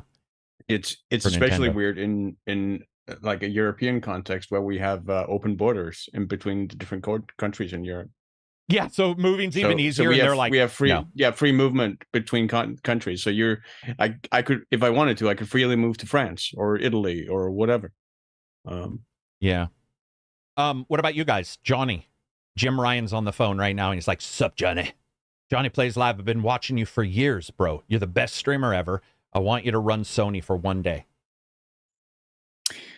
Yeah, well, The problem is I have a clear conflict of interest between what would be good for Sony and what would be good for me as a consumer. Right. Yeah, Right. exactly. Because I'm thinking straight away, open the doors to, PC ports and multi-platform, open it up. Right. Right. And play off your value, because your games are amazing. People are going to want to play them wherever. And it's just more bucks for you. Mhm. That's kind of That's what like I a would whole like to see. market Is a thing. different Like, philosophy. everybody. Yeah. Yeah. It's like Yeah. for everybody. So Johnny, Yeah. what do you do? What's your answer? He's like, you can make one big change. Would it just be console exclusivity day one is now That would PC be and my console? day one CEO move. Fair. People always say, "Oh, new CEO, you have to do something day one to Yeah, right. make a difference." I really have a strong gut feeling that would be a winning strategy, because I don't think this day and age anybody is, what would you say, tied to one device. Yeah. If you think about, and I know here, fanboys, right, and wars and all this, Yeah. but really when it comes down to it, I think it's all because of game exclusivity. And I think that if you put, Spider-Man or whatever on the Xbox and PC Oh, day you're one, saying roll it out to become a publisher. yeah, In true pretty form. much. Sorry. Just Okay. open up the games. Interesting. And my gut feeling is you would make a lot more money that way. Now, I get that it's not just about money too. They want to, Yeah. have the market share, right, for the console sales and all that. So that's where I would just bid ignorance and talk to the numbers people. But that would be my play. All right, that's a strong play. Somebody said you'd be fired the next day. Well, he only has Fired one day, so he immediately, doesn't care. right? He doesn't care. This is one day. Silver, do you have anything that like you would want to drive forward for Sony if you ran it for one day? Yeah. I mean, there are two sides of it, right? There's the there's what you would do for corporate, and what you would do like morally or whatever, which would be akin to Well, Johnny's you get answer, it. You I get think. the one. What's yours morally? What's the one thing? I mean, that would be akin to Johnny. I mean, that's something exclusivity. I think I've talked about before, where I think Microsoft has sort of paved the way for that in terms of like the ecosystem that you have there across Xbox and PC and other platforms, like devices with the streaming and the cloud and stuff like that. I think that would be the solution going forward, like setting up a similar like ecosystem, particularly because like I think the Sony brand could carry that across like Sony televisions and stuff. Yeah, right. That's true. Tie it into that platform. I think that could be really, really beneficial. And I think there could be a lot of potential there. And also Sony movie, like Sony Pictures, Sony Movies, Sony Television, tie it all together into like this an ecosystem that works and offers something, and offers like an alternative to like Game Pass in that way, where maybe it's not just movies, or maybe it's not just games, but you also get like a streaming service that also offers access to like movies and games and stuff through Sony Pictures or whatever. Mine would be contentious, but not that contentious. Mine would be to cut $150 off the price of all consoles and lose money on consoles. Because right now, Sony and Microsoft have not adjusted for PCs becoming more powerful and cheaper and cheaper and cheaper, and old cards eclipsing the console because of the 2-year development time, 3-year development time. I would love to see a console come out that was $299 or $199. And you just like, yes, you would lose some money, but you would also have that there for all the, if you're going to keep them exclusive, make it so your system, there is no choice. Because currently there is a choice because Microsoft doesn't have the exclusives that are the third person, the Horizons and the Zeldas. They're trying, but they don't have those yet. If I was Sony, I'd be like, we do have them. And now you can get into our ecosystem at a price that's $150 less than the competition. So you're going to save 1 year of Game Pass if you go with us, whatever 1 year Game Pass would be. But I would say 150 so that people could just get in at a cheaper price. And you're going to have to suck it up. Microsoft sucks it up. They lose money. Like, do it, dude. I want to go back to the times when the consoles are at a price that makes you stupid for not getting them. Stupid. Like when we're discussing it right now, I can have somebody say Game Pass, and that is an equalizer. Whether people like it or not, it is an equalizer. It's a big deal. And they got third-party games. But if you said, well, this one's $150 cheaper, and it's got these exclusives, suddenly the PSVR 2 doesn't cost, like the cost isn't as... We talked about this. To get a PSVR 2, you needed to spend, if you wanted to jump into the ecosystem, you need to spend a hefty amount of cash. Or even their streaming device. If suddenly you're looking at the actual jump in being $150 cheaper, people are going to buy your games more too. They just will. That would be mine. Make it so the consumer can get in at a price that does not allow a comparison easily. Because that wouldn't. If you told me the PlayStation 5 was $150 cheaper than an Xbox Series X, it doesn't matter who I was engaged in a conversation with. I always go for cheaper. That's just sort of how I work. I'd be like, right now, it doesn't make sense. Like, that's why Game Pass is a good equalizer currently. Those would be mine. Also, both of you guys need to go back and revisit your fucking controller tech. If I ran Sony, I'd be like, bitches, fix your batteries. Get your controllers, whole joysticks in your gamepads. So you don't have stick drift. Make it so that those things are ironclad. What were you going to say, Abzi? I think I interrupted you. No, batteries are... I love the Sony controller, but the battery is the biggest issue. Yeah. I was going to add, like, the pricing of the controllers is also something that's very inflated, right? When you look at what's inside them. It's ridiculous. Fuck them. Excuse me. Fuck them, though. Dude, come on.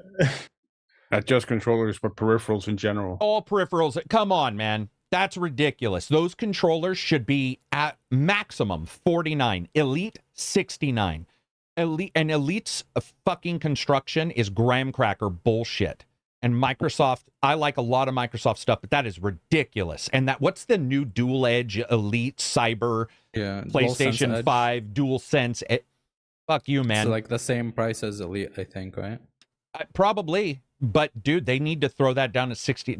That kind of stuff is, and by the way, we know they're making huge profits on those. Oh yeah. So it's like you could eat away some of the profit. It's like how a restaurant makes most of its money on the drinks. Mm-hmm. Or a movie theater on the popcorn. You go in and you're like, I want some popcorn. They're like, it's $7 for butter, and you're like, bitch, nobody eats popcorn without butter unless you're like, on a sodium-free diet. A lot of people here saying that, they would definitely like the price to be dropped. Yeah. Oh, it looks like a lot of people would. So, price is a big deal, right?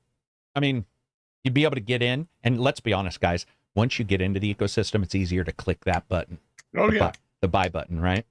It's just like, if I got people in at $199, it's like, I'd look at a game and I'd be like, well, it was only $190, and I'd just buy everything. Jello, $2 super chat, I'm assuming just because I said make it cheaper. Could be wrong. Game pricing is crazy on PS5. We're going to talk about game prices in a second. KCG, can you tell us how you met Abzi, Johnny, and Silver? This is Saber. All of us through Patreon? I think Rich I was on and a Patreon Sleeve podcast were on like but 2016. I mean, we didn't talk on Twitter like I did with Sleeve, because Sleeve was the dev and he and I talked on Twitter. Yeah, no. That was, you basically just handed me the invite to the first podcast. So it was podcasts for all of us. Yeah. I think for me, after the Patreon podcast, and then a couple months after that, I joined the Discord, and we played the MMO that you loved. What the fuck was that? DC MMO? Universe? No, Secret World. Secret World. And then after that, we just started playing other games and stuff. Yeah. And then I don't know what the fuck happened, but we started doing shows, and like, we used to just do shows together. Events. Hunt Call of the Wild on the thing. Yeah, so dude, I don't know. Yeah. Hunt is. I had Sleeve in that game, and then you and who was it? You and Takedown, where you weren't seeing the animals. The in my bear. version, or the bear. That was one of the best streams I've ever done. When that bear attacked us in the middle of the night, I was like, "This is how did it turn into a horror game right now, man?" That was awesome. Dean Rivera, $5 super chat. Sold my 64 gigabyte Steam Deck with 512 gigabyte SD card for $300. I think I sold it too low or just about right. They're like $359 before tax right now. Used always 300's not bad. I think 300's a fair price. I mean, you're selling something used. I don't know about you guys. I need a pretty good savings on used hardware, right? Yeah, like because you never quite know where that's gonna pop up for you. exactly. Moving on from there, let's talk about Lex and Facebook. So anybody who hasn't seen this, Lex Friedman and what the fuck, the Mark Zuckerberg. the Zuck did a podcast all in VR with the new Meta, and I got to admit, man, I was pretty impressed. I was like, it was awesome. They did face scanning, which they said isn't ready yet, but for both of them, they got their face scanned in, and they did 3 hours, I think, with them facing each other. Let me explain to you how weird this was, guys. I don't know if you guys saw this. It's 2 people together with their faces ripped off digitally, sent somewhere else, put together, and then pasted back on them, even though they're local and now they're in VR. Like, it was that meta is perfect. It was that meta moment where you're like, you guys could have just faced each other and talked normally, but instead, or you could have done it remotely, but instead they did it face to face in VR, which was so weird. Go ahead, Silver. And for me, the faces were still a major uncanny valley. Oh, for sure. Yeah, for sure. Like, I don't know, about 3 minutes in, Lex looks down and his eyes go like, they do that thing. But I was impressed by the scanning, by the fluidity when it's an uncut podcast. So that means you have 3 hours, possible glitches. I only saw a couple. And what I saw looked like, dude, that like it was a good step forward in that kind of tech. Johnny, were you you watched this, right? I watched the whole thing, yeah. I thought I've never seen anything like that. That was my first thought. Like, I didn't know we were at this level, stage, right? Yeah, at this level, because one thing is the photorealistic, but to get actually like the movements right, yeah, and because when you're looking at that, there's no like catching up. There's no sense in which the video is like, missing some frames or right. Or, kind of, it actually looked it like a stable worked. Video feed. Yeah, it actually just worked in a way. So I was really impressed by how the micro expressions, you kind of see like, the muscles in the face and stuff move. Like, again, I had no idea we were at that point. Very exciting to look at. Abzi, did you see any of this? Yeah, a little bit, yeah. You don't sound Kinda impressed at all. No, I mean, it was a thing, yeah. That is an I don't unimpressed care. person. Yeah, it's a thing, yeah. It's the most unimpressed person I think I've ever heard. I mean, Mark Zuckerberg looks more like a human, I guess. Oh, you mean because when he was scanned in? It's also the first time Lex Friedman has had eye contact for longer than 7 seconds, which I thought was awesome, because they were both like, because the computer, because they're staring into the abyss, but it's lines up. Like a Bethesda game, Yeah. Yeah, dude, and they were like, so anyway, what do you think about Meta? And I was like, dude, these guys are creepy. But here's the thing, Silver, you're absolutely right about the tech, but imagine a game developer now being able to mocap somebody for their game. Yeah, without necessarily all the gear and having a ping ball floating in front of your eyes, in front of your face. Maybe a smaller dev, right, who doesn't have a ton of money can just grab, an Oculus or a Meta dev kit and be like, we're going to put, and their voices, they use mics like this.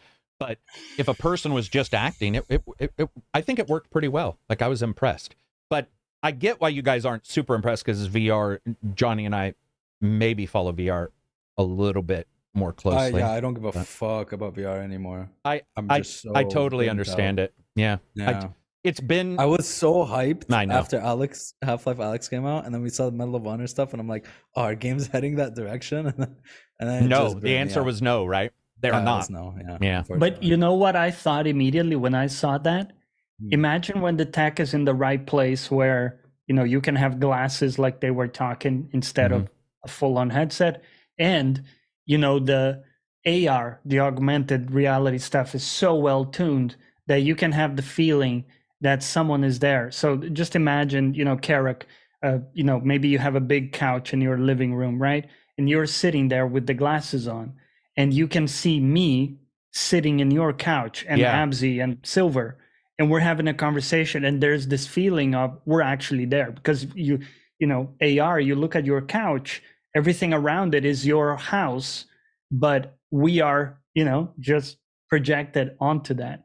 And if the effect is convincing enough, it could actually be very Yeah. close to the real thing. Yeah, and if you don't have Agreed. to fucking wear like a heavy fucking thing on your head, Yeah, like, yeah. maybe just the glasses or something, you know. Right. I think so. We're seeing big screen. I don't know. Big screen used to be software for VR to watch movies, and they've got their first VR title out, or VR headset out, and it's pretty good and pretty light. I don't know if you guys have seen it, but it's like a pair of glasses. They're like ski glasses, basically, or almost like swimming goggles. If you guys ever use goggles versus the full like faceplate kind of gear. I mean, I don't know how I would use it. I would use it for D&D, maybe. I would use it for podcasts. Like, you can bet your ass if this all works out, I'll do at least one podcast. Even if you guys aren't there, I'm going to be like staring at you guys creepily in my VR headset, at least one podcast, just to see if it works.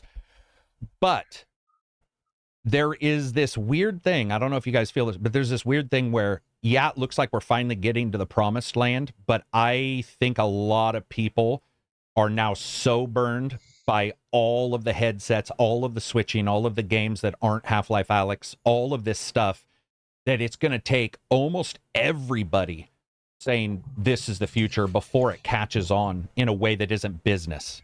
Like business meetings, I think that works for business meetings. I don't know about you guys, but like I could see a business meeting. Also completely unnecessary, I think, for business meetings. That's true too, because some people don't need personal whatever. They're okay with just like a cartoon avatar. He, by the way, you guys didn't see it, but Johnny did. He brought that up. He said the one nice thing about AR is people quite quickly get used to a cartoon avatar versus a normal one. So he was like, it's not going to require everybody to have their face in there. And then we were talking about catfishing. I was like, I'm going to catfish everybody on that. You know, lose as much weight as possible, pancake your face with makeup, and you're like, here's my Tinder. Yourself for the scan. You're cut like Hugh Jackman and and you're like, here's what I look like. It'll scan that, and from that point on, that's what you'll appear like. That was really cool when they talked about it, right? Because it's what people see is the day of the scan. Right. But you could be like, you know, you just a bushy beard, you know, untrimmed. A body double. Yeah.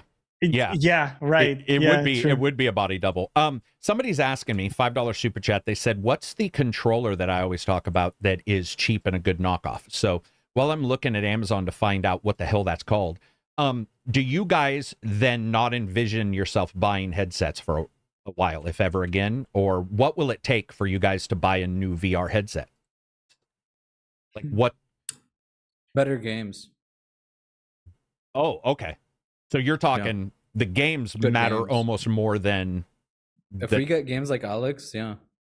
So you technically, would you still be using the same headset and just playing games if they were all... Like if Half-Life Alyx was the baseline kind of thing? No, I'd buy... if I see the market heading in a direction where we're going to constantly be getting like solid games on VR, I would buy a way better...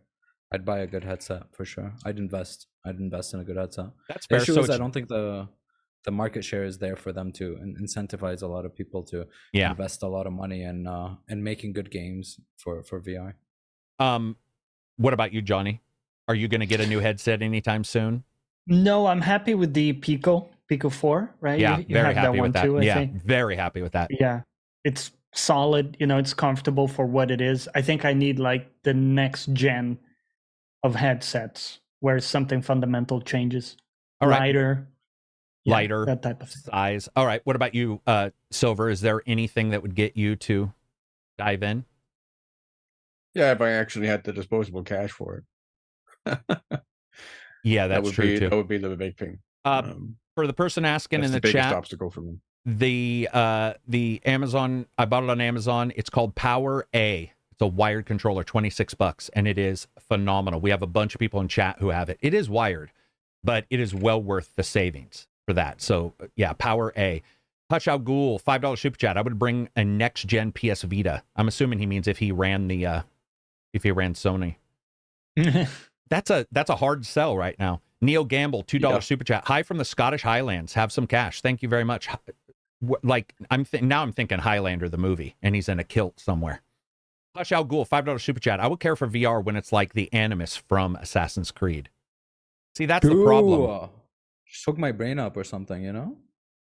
Isn't that the problem though, that the fakery taught us? Like all these things that were supposed to happen didn't happen, and so it's just like, like the you're more burned.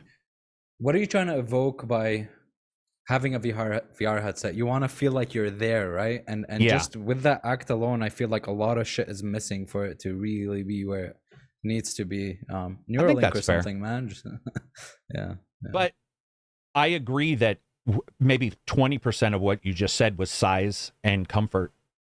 Maybe 20% of your issue is size and comfort.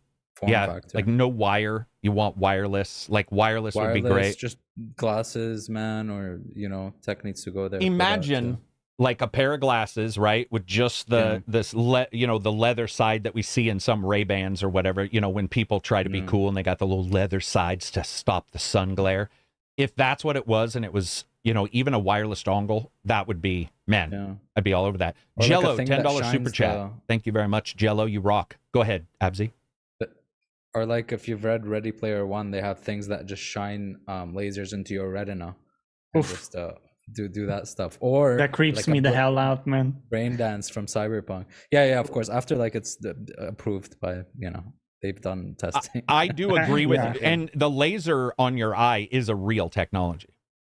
That is very much where people want to go, a lot of the companies. But you're going to have people who play one game and the HUD gets burned into their fucking eye, like a sports sticker on a movie. Can you imagine that shit where you walk around and you got the Halo life bar down here? You're like, dude, it burned into my ball. I don't know how you would do it, but you can't use a laser like I think people are thinking. You would almost use like a projector to just bounce it off your eyes. Yeah. If there was a 1 in a million chance of it burning your eyes off, would you get it? Having had cataracts, no. Okay. 1 in a million chance. No, even if it was 1 in 100 million, I'd be the unlucky bitch. Okay. Because I shouldn't have had cataracts at my age. So I would not. Dude, having no eyes is legitimately sort of terrifying. Like I got through it, but I remember looking back on it and more terrified afterwards almost. Especially if it comes later in life, if you've actually been used to having eyes. Yeah, dude. Yeah, no way. That's the worst, right? Yeah, it is. Yeah. I'm telling you right now, like, I wasn't even as scared. I wasn't scared at all when it happened because I knew technology was there to fix it. But I remember afterwards looking back and thinking, what if that had continued? It would have ruined my entire industry. I can't review games if you can't fucking see them.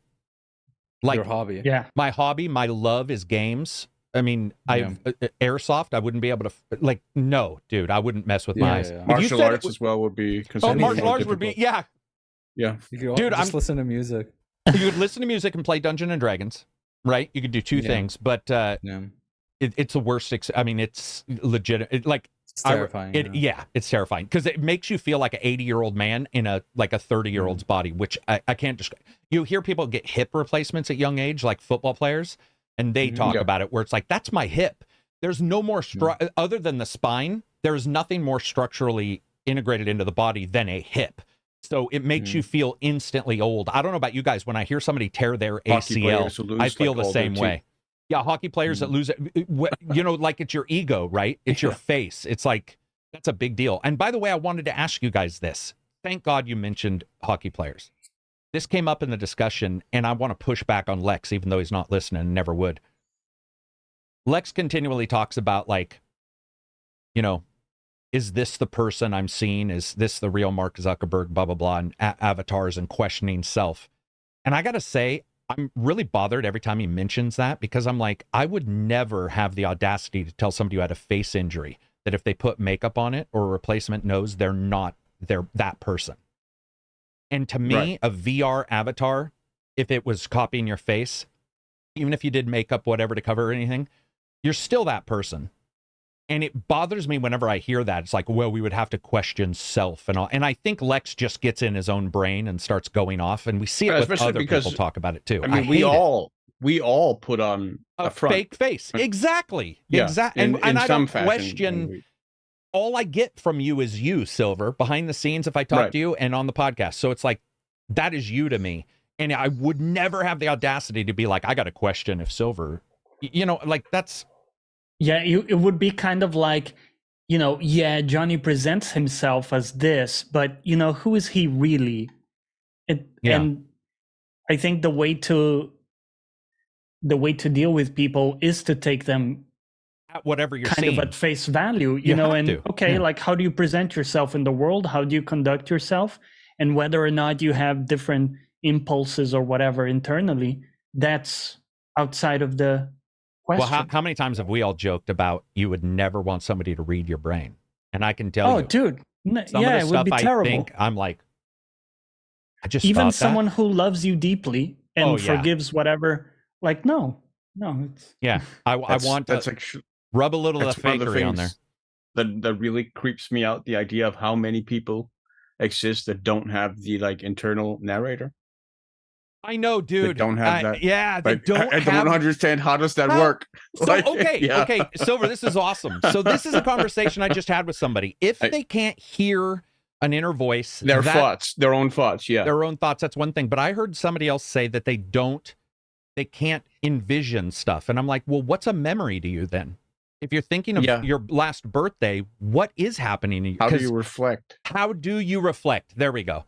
Like, I was reading about that going, okay, the voice thing would be hard because I can sit here right now and I just continued that thought in my brain. No issues. Yeah. You know, I heard my voice in a way.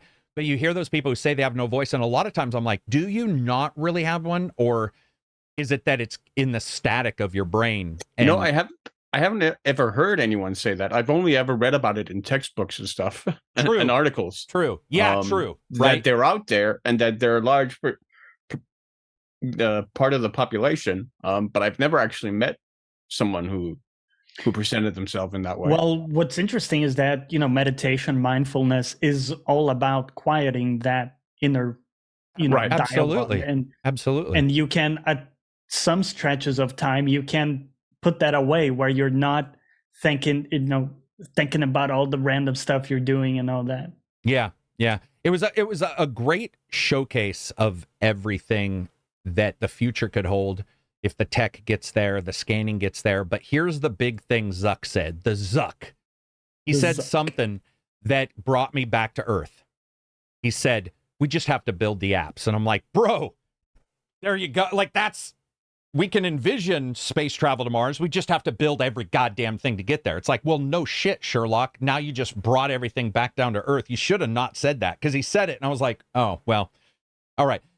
It's like it was there already. You should have I would have rather he just talk about, all the stuff they had planned. I think Lex had asked him about that, but I was like, yeah, you have to build the apps. And that's the thing. You have to build the games like Half-Life Alyx, right? You have to build them. And that's the big problem. The tech is there, but it's like, that doesn't mean much until we see some killer app. And that's another thing. What's a killer app? Is it just one game? No. I think Zuck thinks it's a Facebook replacement, and I just don't see that in our future. I do not see one thing taking over ever again. It seems to, for example, Twitter, whatever the fuck it's called now, right? Everybody, and by the way, I tease people all the time. I'm leaving Twitter. Sure you are, jackass. You're not leaving Twitter. It doesn't matter what moralistic stand you have. If that's your job and blah, blah, blah, you're just not gonna. And none of them did. None of them. They still use Twitter. They may also use LinkedIn more, but there isn't a Facebook replacement coming, even if it's VR. It would need to be such an internal shift for every consumer, where every consumer, I mean, that's how Facebook grew, because it was replacing MySpace, and MySpace started because of GeoCities and forums. It's like and there were always people who weren't using Facebook. They weren't using MySpace, that weren't using those, but I don't see one replacing all of them. I mean, and that's what you'd sort of need to see a huge amount of money go in. You're sort of right about that when you guys brought up that we just, like, you need stuff to bring people in, and we're just not seeing it. Because, I mean, even what Johnny said, where he said, I want to have people on my couch. I like the idea, but you could tell Absy didn't give a fuck, like he's like, that ain't for me. Which surprised me. I thought he would, he would be changes every by 6 months, and he can probably hear me. He'll agree. Yeah, every 6 months, he's like, this thing. For me, still, the big draw is like the transportation of you into something else, like getting to like watch a ballet, a performance of like the Royal Ballet, live performance, or like a concert, or first row, I watched an entire NBA or a sports game, or whatever it might be, right? Like Absolutely. that, I think is the potential for VR that really appeals to me. Dude, I watched a pretty crappy resolution NBA game, and I told you guys that one time. I thought the girl was hitting on me and I realized she was staring at the camera that was recording the VR, and I was like, "Oh fuck, man!" I mean, my brain was fooled too. I was like, right. What's she staring at? And my brain it wasn't like it thought it. It was that it creeped in. It creeped in because the uncanny valley part went away because there were real people, Silver. There were people playing basketball. And there were people sitting beside me. And you're just like, wow, you're right. Those sporting events, those kind of things, when they figure it out, right? I think I've talked about this program before, but I saw this documentary or whatever from where they went to like an old folks home in like Sao Paulo, Brazil or something with the VR headsets. And they put a VR headset on like an old woman who had always wanted to watch a ballet, but she had never gotten the opportunity. And she got to actually watch like a live ballet performance. And like afterwards, like watching her cry from that experience was just unbelievable. Like that to me was the capacity of what VR can do. Yeah, going where you just can't go. Yeah, exactly. For whatever other reason. Yeah, I did because of the hurdles that are in place geographically or whatever else. To let you see the Red Square or like the Winter Palace in St. Petersburg or the Statue of Liberty in New York City or whatever. Google Maps VR I used a lot, Silver. When VR first came out, I was like, I went to Abzi's house or close to his house, and then I went to Takedowns, very close to Takedown's house, and I was like, I can see your house. Like, that's weird. It was awesome. Because the idea to me that just imagine like Karak, you're at your house, you're just, eating some cheese, right? And we're talking, I can see you eating the cheese. And it looks to me like you're sitting in my couch, but to you see me moving, whatever it is, maybe I'm moving around, taking something from the fridge. You see me moving around, but as if I'm in your space. You know what I mean? Yeah, it's obviously tricky, but I could see something like that being very. And it depends on the compelling. person. You and I like to watch shows together. Some people are like, I'd rather watch a show and then come tell you what I think of it. So it's the person too. But for all of this tech, it's all gonna. I mean, it's like people multiplayer and single player. Some people like single player, and a multiplayer huge amazing mode doesn't sell them at all. They're just like, in no way, shape, or form does that sell me. So I could see why people look at VR and go, yeah, it doesn't sell me. Somebody was asking me a question, and I want to get to it. We were talking about Twitter and stuff. I can't remember what it was, but I do want to say somebody said, thanks for doing the Wednesday podcast. You're welcome. We had a blast. It was me and Abzi. It'll be me and Abzi and Silver next week, as long as everybody can come. And I got to say, the Wednesday podcast was phenomenal, and I thank everybody who showed up. That was a blast. It was a little bit. We're pretty freeform here. Some people said it was more freeform, and I'm like, we're pretty. I've already missed a bunch of stuff, so we're freeform. Speaking of that, Sega, they laid off, but they also canceled Hyenas, yeah, that was the sort of player versus player arena shooter they were doing. Where you basically had to steal some money and then got pitted against other players. You had to pick like particular characters. I mean, I said like I mentioned it here like a month or a month and a half or so ago when I actually learned of it, because I don't think I had learned of the game before then either. I had ever heard of it. Right. But it's a game that popped up with the debate over the Shadows of Change expansion for Warhammer 3, because there were a lot of players who felt that resources from Warhammer 3 got pulled into Hyenas, which may or may not have been true. I doubt it's true, actually. I think they were very separate projects that didn't necessarily have much to do with each other or much overlap there. But I think it's deeply unfortunate for Creative Assembly, certainly, that Hyenas should shut down, and especially because it's going to result in ensuing layoffs that are going to affect the entire studio and potentially affect Total War Warhammer as well, which I hate to see. So yeah, it's really, I mean, for me, it was a total shock, because the game was, scuttlebutt is the game was nearly done. It just got done with 2 weeks ago. It ended its public beta, like its first public beta. So Sega sort of axing it at this point. What's really shocking. But on the other hand, I've seen people point out that there is a major expenditure on release for these always online games in terms of like keeping the servers up and whatnot. And I think they've done a sort of cost overhead for calculation for that showed that was not likely to going to be profitable. They also mentioned a week ago in early August that the development for the game had been, quote, challenging, whatever that means. So clearly, I think there were a lot of issues behind the scenes that we're unlikely to ever hear about. But what we can, I mean, all we really know is that it's been axed now, and it's so unfortunate. This brings me up to the topic of games being announced early or whatever and just sort of failing out. KOTOR, Sony and the developers for KOTOR, they went yesterday and in the last week and have just deleted everything that had to do with the KOTOR remake, which was Aspire, and then it moved to Saber, both owned by Embracer, which had the $2 billion loss. So I don't know if I'm assuming that's what caused this. And they were just like, we're not going to burn cash on this. But that was a Sony announced exclusive on their PlayStation event, where it was like, it's going to be a KOTOR, it's going to be a remake, it's going to be all this stuff. And we're starting to see this a lot, where these titles, or we see games take 8 years, right? You know, whether it be Starfield or Star Citizen, which is probably never coming out. Or Elder Scrolls 6. Yeah. You know, I know why they announce them early, because sometimes it's getting in front of somebody leaking the data. It's like getting it out there. But like the KOTOR remake, it was obvious that it was way in the future.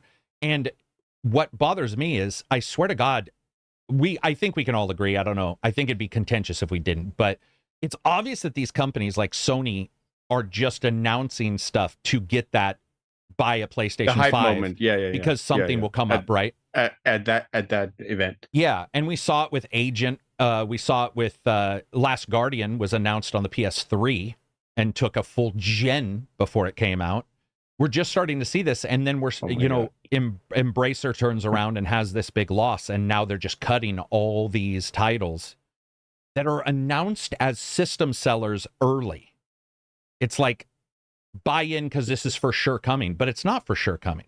It's not at all. We're seeing that now. Go ahead. What were you going to say, so? You just reminded me of the biggest piece of vaporware I can ever remember, which was Rockstar Games' Agent.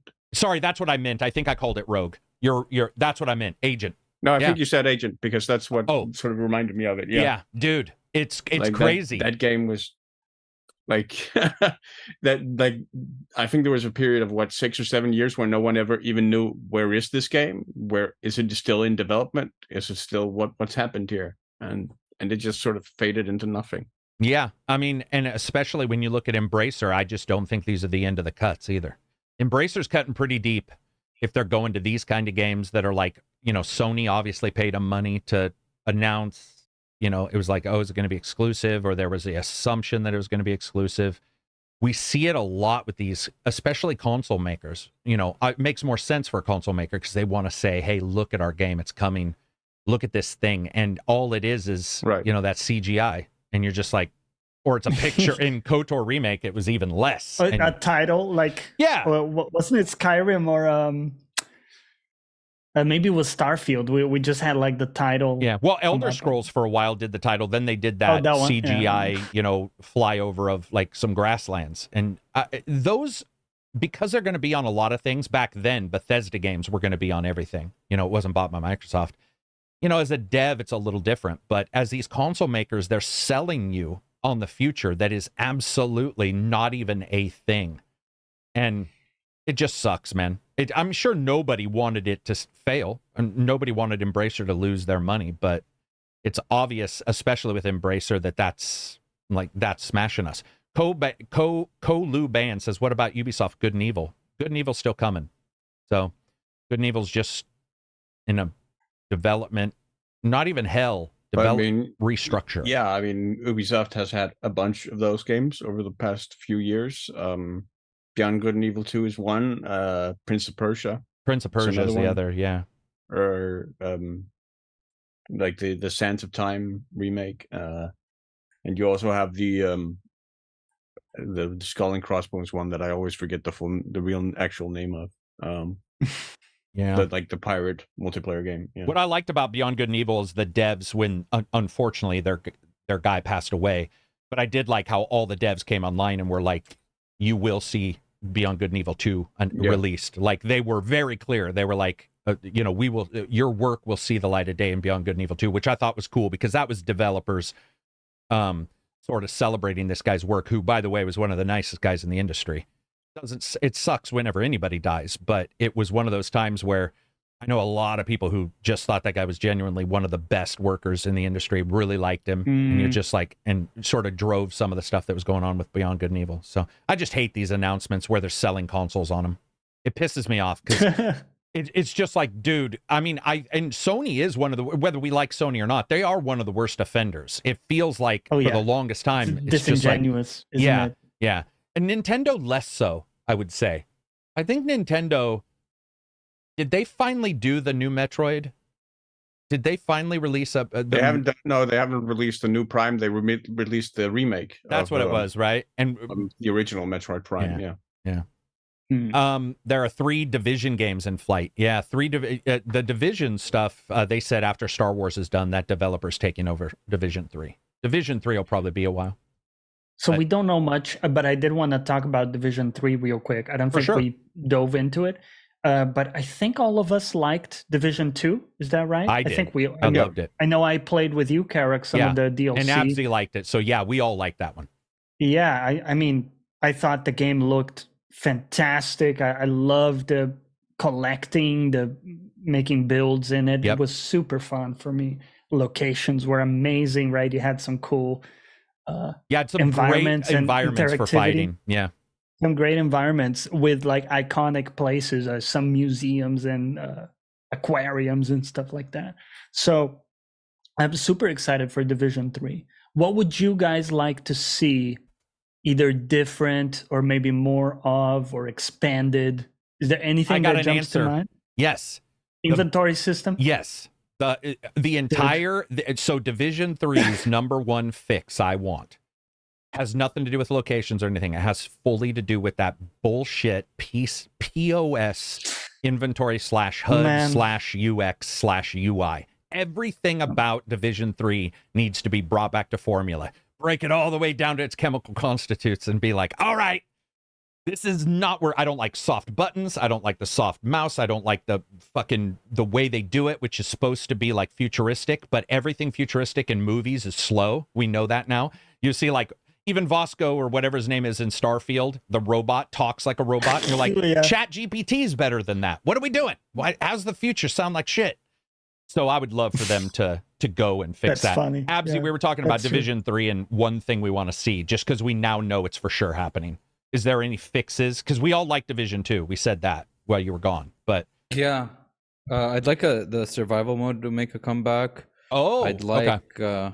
Well, this is my answer for every Ubisoft game. I'd like them to move to a more natural game design direction, like a more natural progression of the game versus like a checklisty type of icons everywhere, some stuff like that. I always would love that, and more emphasis on exploration. And so, because exploration in Division was fun, just for collecting those little tidbits of lore and stuff like that. So I would love for them to make it less checklisty and have my map kind of breathable and not being, cluster fucked with icons. So that's for every. So I think we 3 of us agree that also, like you said, the checklist, like the Ubisoft, it needs everything to adjust. In the UI. Yeah. Right. What about you, Silver?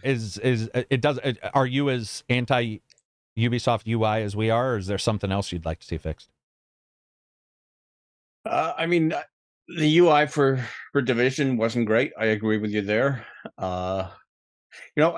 It's been so long since I played Division 2 actually that I struggle to remember. Okay, how about the dark zones, like Abzi said? Would you like to see those more integrated to where they're not? I think that could be cool, and I think a return to like the survival mode from the first Division could be really interesting, because that was an interesting game mode. I think that could be. It also depend. It's also going to depend heavily on where they're going to set the third one. So that's the question. Hush Out Ghoul, $2 super chat, wants to know where you guys want it based. Where would you want Division 3 to appear in the world? Europe? Maybe let's go Europe and see some cool places. Somebody said like London. Paris or London, Paris or London. Yeah. Any places Paris you is a guys good one would like because you to have see? a lot of scenic spots. Yeah, for sure. Silver, is there any place you'd like to see, like a realistic place that's big enough that could contain a Division game that you'd like to see in a city? I'm trying to think. I think maybe South America could be interesting, actually. Hmm? I think maybe like a place like Brazil, like Sao Paulo, could be really interesting. That would be cool. That would be cool to change it up completely. Where you have like where you go from like the favelas to like the downtown area to like the differences there. That contrast, yeah. Yeah, that contrast could be really interesting. What about you, Abzi? Is there a place you want to see a Division 3? Like, is there a place that... Because Man, Oh, go ahead. something that it's not always fucking America or the UK, dude. You know? Give me something else. So what about Japan, post-apocalyptic Japan? Man, like we've seen Japan, we've seen South American islands and shit. Sometimes, like, you know, Far Cry. What and about stuff, Kiev? right? What about a Russian city? Yeah, that dude, I love. Okay, listen, man. Yeah. We have a lot of Russian games and Ukrainian games and shit. Well, St. I Petersburg. love those St. settings, Petersburg. dude. Yeah, Dude, I love imagine that. those That would be settings, pretty legit, right? I love Russian settings, dude. Any game any game in that area, I would play for sure. Big onion top churches and shit. That'd be pretty cool to see Yeah. them switch it up. I don't know if that's gonna happen, but I mean, you know, I don't know if they feel that, you know, whatever politics might be involved, but also just like what they can contain in a city. I think with American ones, Abzi, the honest truth is everybody thinks that every American has 20 guns. So it's like, okay, if I go into this guy's it's house, easy I to- can grab the, the looting. You can lie to Oh, yourself God. and be like, the looting Yeah. in Texas is pretty Everyone easy. has guns, dude. Yeah, right, that's right. True, that's true. And You can do anything so with a it's easy to sell post-apocalyptic, yourself on this. Where are all Everyone these has a guns survival coming bunker from? in the, And that's exactly what I was backyard. going to say, Silver, is like Far Cry 5 sold itself well, even if we didn't like it, because it was like rednecks, you know, like Herc going like, it shot me in my taint. And you can grab a gun from anywhere without it like making you go, how did they? Because Japan, you know, almost no handguns. You can get shotguns, strangely enough. But it's like in Japan, what are you going to loot? Tofu and some noodles? You're not going to get a bunch of M4s, which is what, let's be honest, Division is gun porn at its absolute highest. Oh yeah, Like that's what it is, right? I mean, I loved it. Like you get for sure. you get No, you're assault completely right. rifles and completely change them, even though they were the same overall platform. You put some different furniture on there. I just watched the Brooklyn Nine-Nine episode recently when Jake Peralta and Captain Holt were in Florida and they were buying guns. Oh yeah. So Yeah. Like, just a bucket of ammo. You know? remember no when big deal, even yeah. Jake goes, gun laws are so screwed up in America, because he just the guy's Yeah. like, oh, he's like, I don't have my license. He's like, the Wink, wink. computer system is off.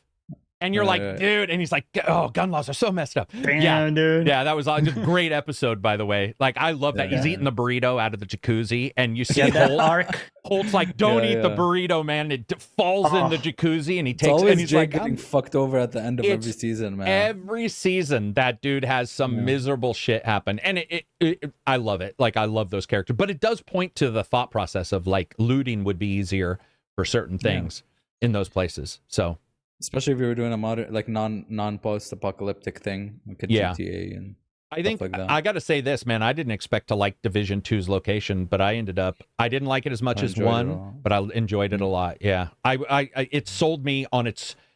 So New York was awesome and the snow and everything, but when you go into two, Johnny said this right when he said some of the set pieces are incredible. Oh, That's man. what I was. That's the what I was gonna say. museums Is the and the the art level exhibits. design. Oh, dude, yeah. Because Yeah. it's like the capital city, and I think they did a lot with that. I loved the level design and how this was like the big stark contrast between Outriders and Division is how like cover was laid out and how natural Yeah. it all felt. You know, Yeah. all the debris. and It all that didn't stuff. feel like when you play Gears. I love Gears, but sometimes Gears, you play yeah. Gears and you're like, It's like, why is a plop. wall here? Like it's Right, just right, in the right. So I middle can of take cover in it. Yeah, and then remember yeah. when in I think it's 3 or 4 when the gelatinous like egg sacs are just big enough to hide under, and you're Yeah, like, yeah. all right, guys, I see your game.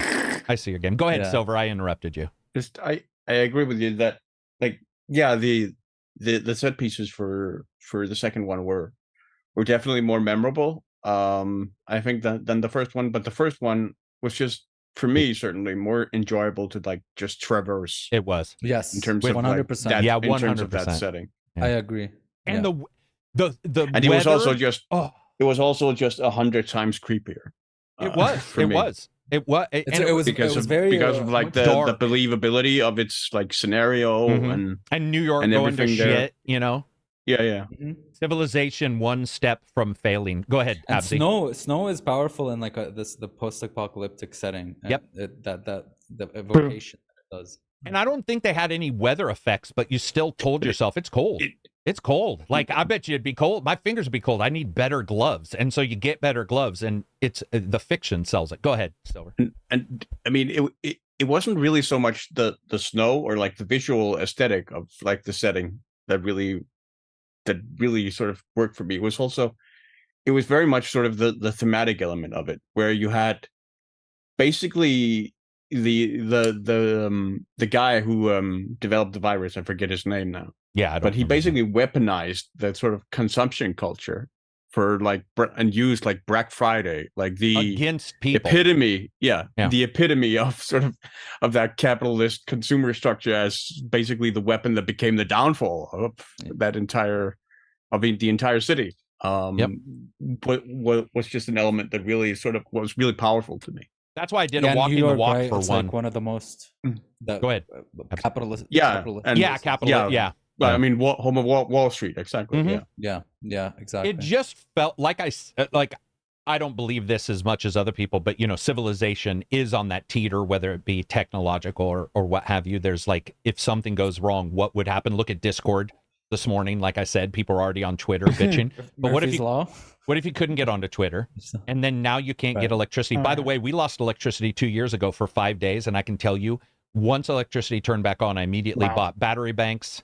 I bought a bunch of like MREs. I bought food for the dogs. I was like, okay, we got to make sure that doesn't happen. And by the way, I'm in a place One where day we're you would accustomed to panic. having no, electricity. Exactly. There's the difference between knowing it can happen and then it happens, and you're looking around going, yeah, I didn't think this through. Like, there's a couple things. I had a friend who bought a bunch of battery packs and then lost power and hadn't charged the battery packs. And I was like, Oh my god. Yeah, I think you just- guys talked about this, but I noticed that because point, I they're didn't just, have a phone. I didn't have a networks. phone for a day, and I needed to go somewhere, and I was utterly helpless. I'm like, I can't. First of all, I can't get an Uber because sometimes I get an Uber car to go somewhere. I can't navigate because I don't know the maps. Right? yeah. Like I'm actually useless. Yeah, you're stymied a without little bit, the right? phone. Yeah. Yeah, and I can read maps, but I don't have a map of my city. So, Right. regardless, right? So I'm Yeah, sitting here going, I we're can read a screwed. map, and then I just was thinking in the back of my head going, well, you can't read a map if you don't own it, jackass. Just So I, Google a map. Yeah. yeah, and then you go online, and it's like, by the way, that's one of the things I have is all my routers and cable is connected to power banks because they don't need like house power. You can run a router for like 5 days on a battery pack. So I've got the router and everything running on a UPS that's battery backed up. And having the internet helps when you have no power. Because I was still talking to you guys. Hell, I did a podcast for an hour and a half on the battery packs that one time when we lost power. And I did the entire podcast with no power in the Damn. house, but all the lights and everything were running off UPS. Survivalist edition. Yeah, Like- YouTube influencer, got to get that stream, got to get that thing out. But yeah, Division 3, I'm excited. I actually think they do a good job with the fiction of. Yeah. I think Okay. it's interesting as a world. It occurred to me there's one thing I want to see removed. It's the holograms. Every time The storytelling holograms. do you remember in the game? Yeah, you would walk in an area and a hologram would start around you. The audio would be terrible, right? It would be like Yeah, interference. on purpose interference. I, yeah. I'm completely like the opposite of immersed whenever that happens. I have Okay. to sit through a lengthy I like them in hologram. one. I like them a Oh. lot in one. You know, I think the I'm difference thinking is of two only. I here. think Johnny's talking about 2 because Absy in 1, I believe you trigger them most of the time, and 2, I think it triggered a good deal of them on its own automatically. Yeah. Oh, gotcha. Yeah.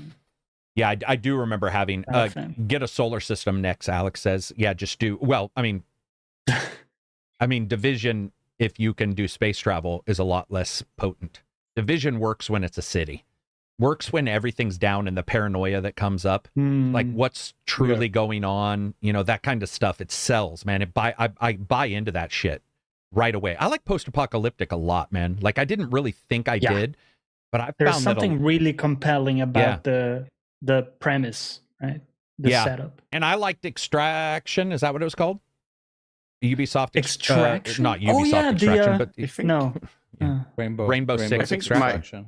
I think my main issue with a lot of post-apocalyptic settings is that they're just, by and large, they're way too cynical about what actually happens. Oh, yeah. Say more about that. What do you mean by that? Well, a lot of it is just that, the moment society crumbles, everyone is going to turn on each other. Yeah, dog eat dog It's going instantly. to become a dog eat dog world. Yeah.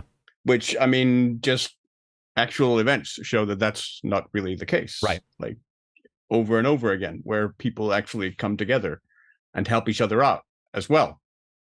Quite commonly, in fact. Like I remember, like I just read like 2 weeks ago or so, there was a really powerful piece in on Al Jazeera, I think it was, about an Italian beekeeper on Sicily who had basically invested all his money in keeping bees, and that particular strain of bees that was very rare and basically only existed on Sicily, and he wanted to keep that particular sort of strand to keep them alive and whatnot. And he had basically come back, like they had left they were in their house and they basically had to leave. They didn't have time to bring anything because wildfires were coming.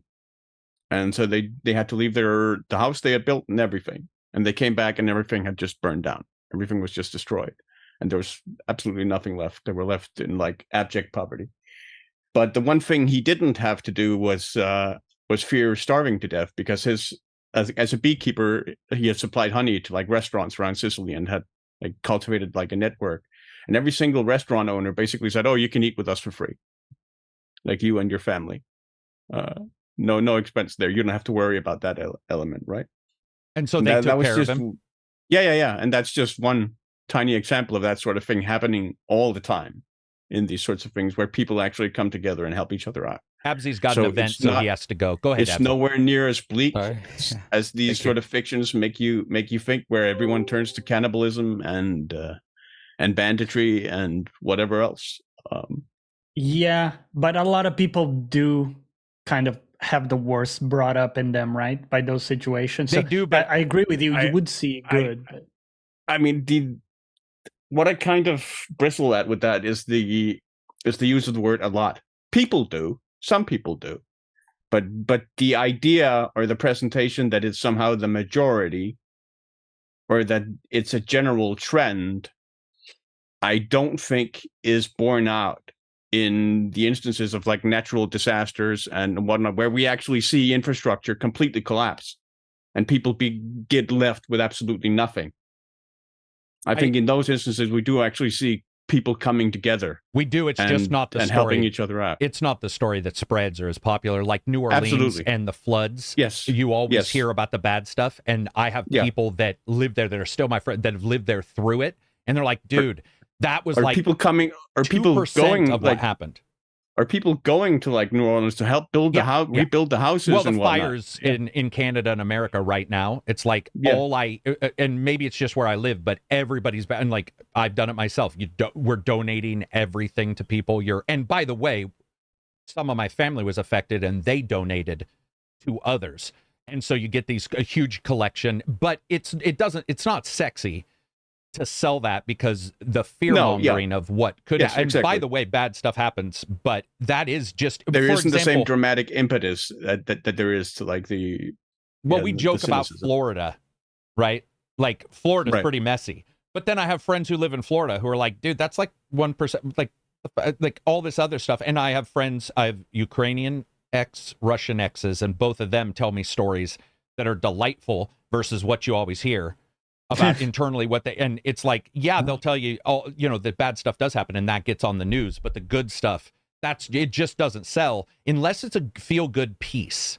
If it's a feel good piece, it sells, but those don't sell over time. It is easier to sell. But I mean, post-apocalyptic, where everybody got along, wouldn't be called Division 3. Because Division isn't even really about the name Division. It's about dividing people. I mean, that's where the term came from, was the division of people and how everything was going to happen. That's how the name came about. So they don't want to sell Get Along 3, the happy go, where we're all donating. But it would be cool, by the way, if they had those as characters in the game. So let's say you're playing Division 3, right? And you were able to donate your items to like a communal group or something. That would actually be cool if they had other reasons to collect stuff. Or maybe highlight that a bit more, because the people in your team didn't really have much right substance to them. At least I don't remember seeing this type of story where, you know, okay, like people are coming together and helping each other, even though you did have a group around you in the game. Yeah, that's why I think I like go ahead. No, just there's a point Turned Off is making that I kind of in the chat that I kind of want to address, where post-apocalyptic usually deals with 0 resources, though, and all systems failing. I think most people would freak out. Well, the point about that is that we do actually see that happen, like countries that completely collapse, where any infrastructure, like government infrastructure, ceases to exist. And it basically becomes completely reliable on like NGOs or other people. Like you look at a country like Lebanon right now. Lebanon has pretty much completely collapsed in on itself, from like the complete collapse of its banking system. I mean, it's just a nightmare. And the demographics of 10 to 20% of the population now being refugees, like in refugee camps. And you see how people rise to the occasion there as well. It's just not true, this narrative that as human beings we are inherently sort of cannibalistic, right? And, but I think you're now talking about we've lost the point of the conversation, which is Division 3, the game. Yeah, I mean, I agree with you. I don't think anybody. In fact, I think we've all agreed with you that there are for sure thousands of good things, but the fiction, the book, or whatever you're writing, for example, one of my favorite post-apocalyptic shows does involve exactly what you're talking about, Silver, which is Jericho. Jericho involves a town going, but it's communal. And sure, you still get the guys hoarding, but you actually have people coming together say, stop fucking hoarding. It was focused around the community. Which we also had. Sadly, it only got 1 season. 2. Did it get 2? Yes, it did get 2. But if you can't remember 2, you're fine, because it dropped in finances to like a YouTube video. But I agree with you. But when we're talking about the games itself, I think the best way to like reflect what we're talking about is the like the ability to donate like ammo or what. See, that's the thing is gamers, including myself, the idea of donating some pants doesn't excite as much as donating ammo, because your brain is like, that'll defend. It's just sort of like you could say that's Western culture, but it's not. That's another thing. It all gets tied up. Oh, it's just the West. And it's like I have friends from all over the world who are like, dude, it's not. It's everybody. But at the same time, everybody also comes together too. I just think a game developer has to figure out a way to make it sexy. And that's the difficult part, right? Is how do you make both of those sexy? And I personally believe it would be sexy to say, and we've seen it in some Far Cry's, these guys are out of supplies, but they don't go too far with it. It's like Ubisoft only touches it and then they back away.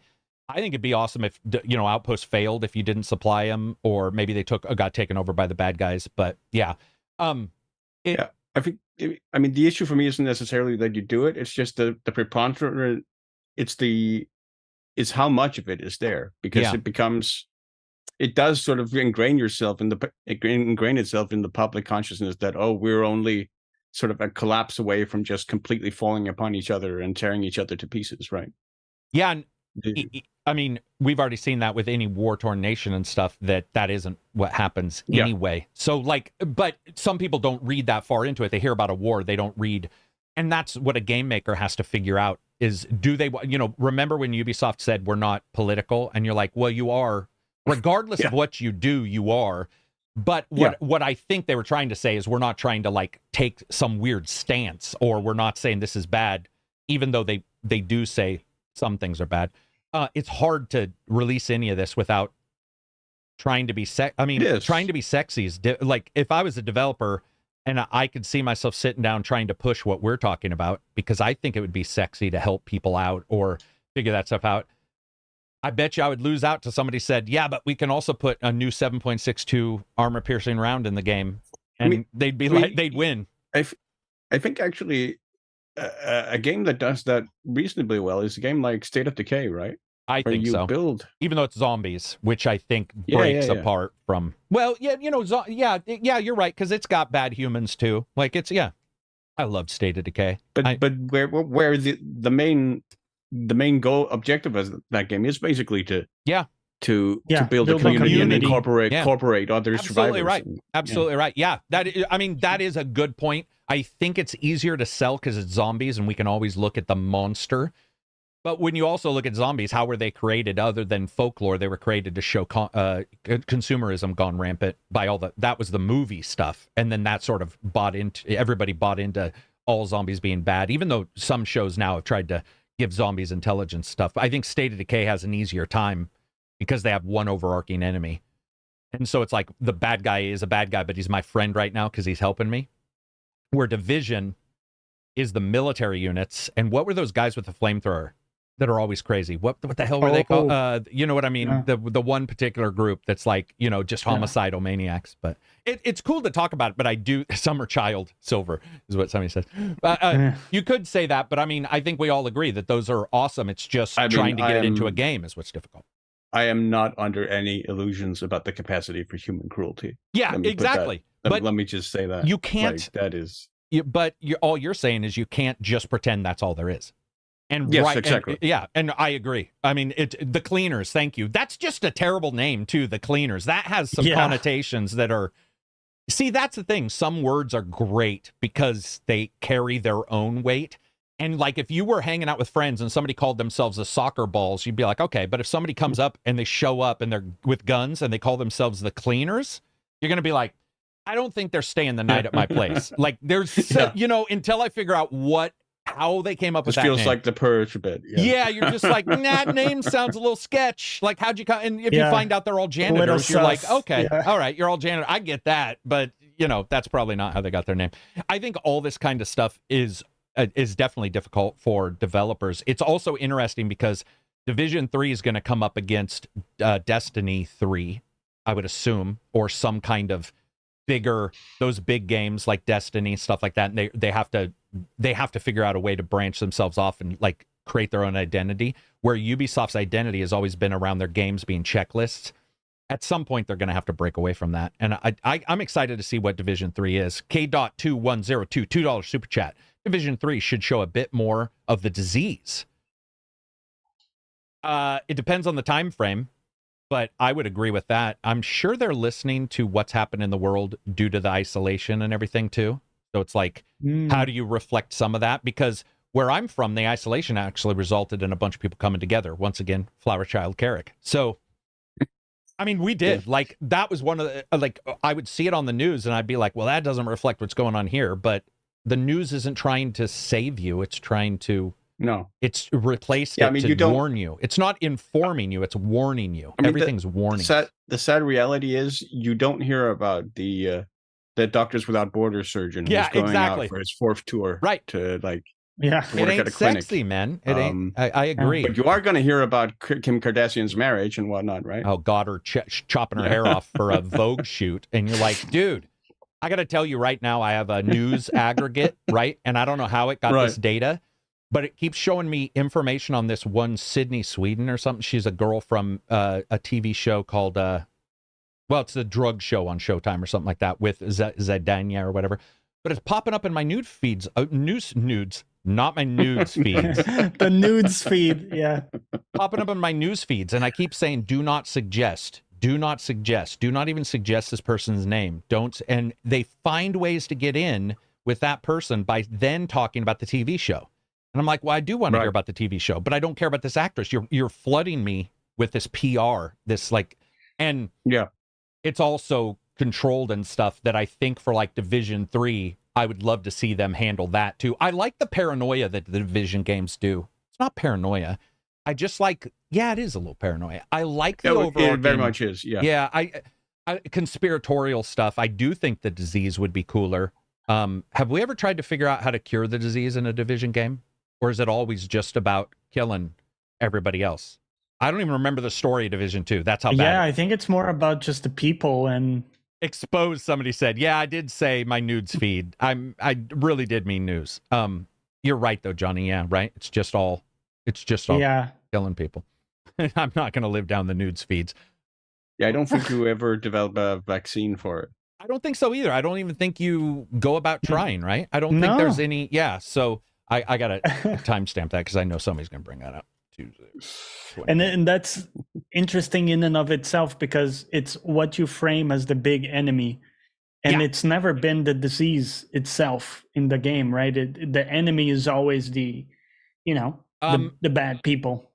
Roush says Div 2, Division 2 had a cure. What's that mean, Roush? Do you mean people could be cured or they were searching for? I legitimately can't remember anything. I don't about remember Division it. Yeah, it's been what, 3 years, right? 2 years since Division 3, Division 2. It's been a number of years. Vaccinations and the bullets they shoot at people. Exactly. You're healed, motherfucker. Moving on from there, isn't everybody who is left immune? Are they? Man, again, none of us can remember. So we're just going to have to say, if you say so, we'll believe you, at least for now. Don't say anything crazy. What else do we got for news? Oh, I mean, I don't think they're immune. I mean, that's why you go into the areas with the gas mask and everything. Yeah, right. Like, maybe it's certain groups. Man, 2019 was Division 2. So technically we're probably 3 or 4 years out.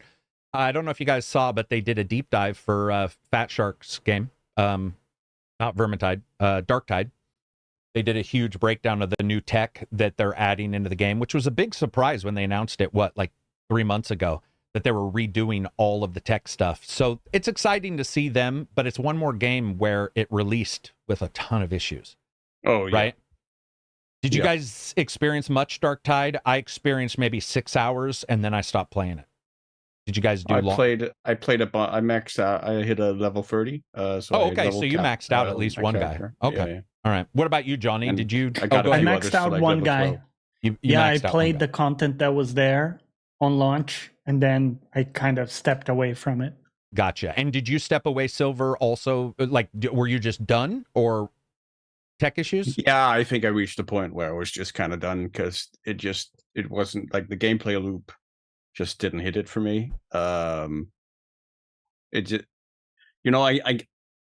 I put it so far behind me that I don't even remember all that much, other than just I found it to be enormously disappointing.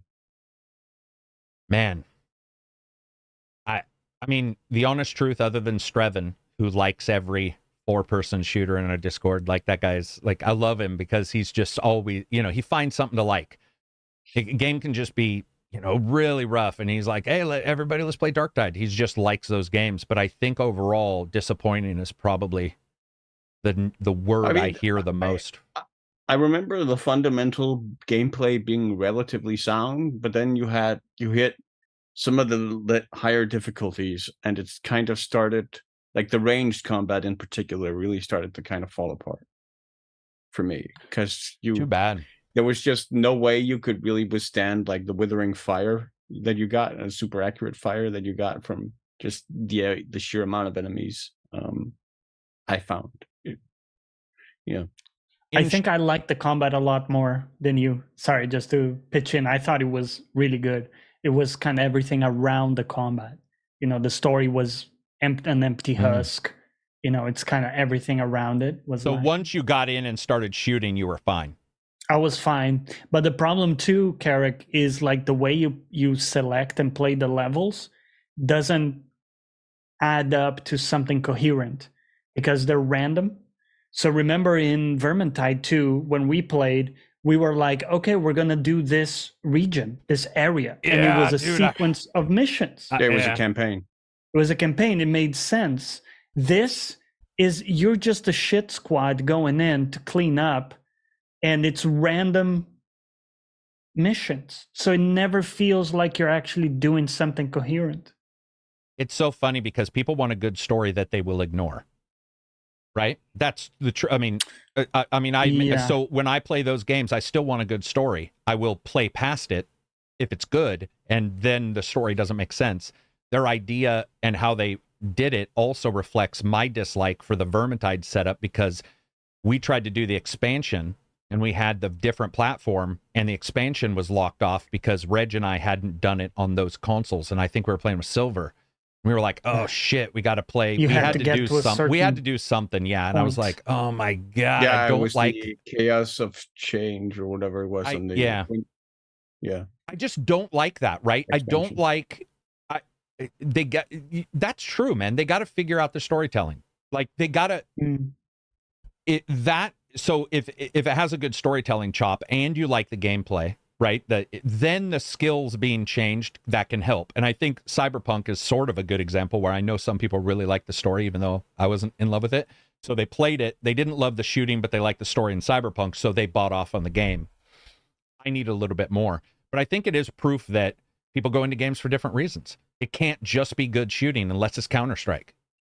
Like, if that's the type of game you're selling, great. But you can't Destiny, like, yeah, just you love but the you shooting. can't do and that's it. Outriders where your entire gameplay is janky Oof. and your story is janky and at that point there's just nothing to grab onto and you're just stuck. You're like, well, or Anthem where it had really good combat for 37 seconds. And you're just like, what the fuck's going on? I did say Anthem, right? Yeah, I meant Anthem. If I didn't say it. Yeah, I don't know. I'm excited for the changes, but I don't see myself jumping into Darktide when there's so many other games. But I did see Back 4 Blood. Back 4 Blood improved themselves to the point that I returned and played a metric shit ton of it. So it is possible, but I just don't see myself. There's a lot of especially because, like, for me, Payday's sort of taken that over. Right. For the moment. Yeah, because that's another thing. Do you guys feel like almost like an NFL game where there's only one right now just because of licensing? But when you look at like these shooters, my brain only has time for about two of them. Two of these, like, what are they called? Like, what do we even call these? Like, just jump in and shoot. Shooters, I would Co-op say, shooters, right? So it's like, okay, I have time for Back 4 Blood. I know that because I like that game. And then if another one comes up, I'd probably have time for that. But when you want to play them, if you like Payday 3, you probably aren't jumping Back 4 Blood. I mean, different mechanics and stuff. Your brain's probably like, I just want to do good on this one. It seems like maybe it's time that limits you. I don't know.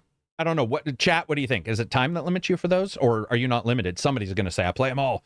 I got 7 fucking level shooters and I play each one for 2 hours a day. But I think most gamers aren't like that. What other? I feel that way for about pretty much every genre, right? I mean, not just the co-op shooters, but I mean, there's a limit to how many CRPGs I can play at once. Yeah, true. Or like point-and-click adventures or 2D platformers or I think I can handle more. No, that's true, because CRPGs in particular, I'm getting a little pushed out of. Rogue Traders got me excited, but because I played Baldur's Gate, I would still consider a CRPG. I mean, it's got all the other stuff, but yeah, you're right. CRPGs, yeah, that's true. Well, what about Witcher-style games? See, that's one thing. I can play 2 or 3 like I could play I don't like Days Gone that much, but I could play Days Gone and Horizon. I could play Spider-Man and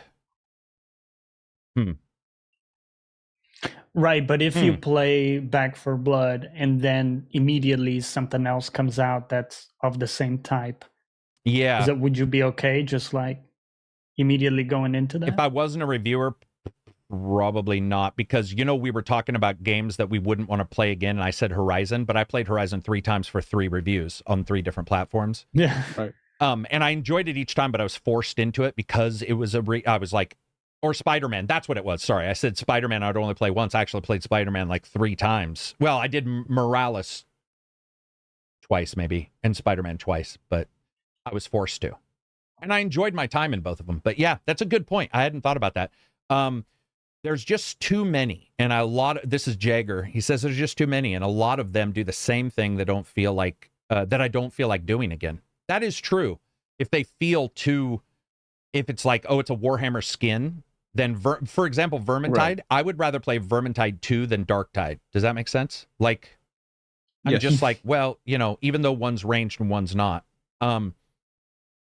Gas. What's Gas? Games as a Service? AGP, I keep thinking of Ross Scott, his Division video, I Am the Law, and then starts mowing down homeless people with sticks. I don't know that video, but that's funny. Me neither. But I mean, that is a lot of these games. A lot of these games have a dissonance in there. It's like you suddenly mow down all the people to steal their resources to give to your people. And I did that, and yeah. every Far Cry has that. And we always talk about Uncharted. I mean, there's always yeah. I mean, every Star Wars, disconnect. right? The guy's paying for his wife's cancer bill, and the dude leaps some Jedi, chops him in half, and you're like, "Good guy, Jedi." And you're like, "Dude, the guy was just showing up.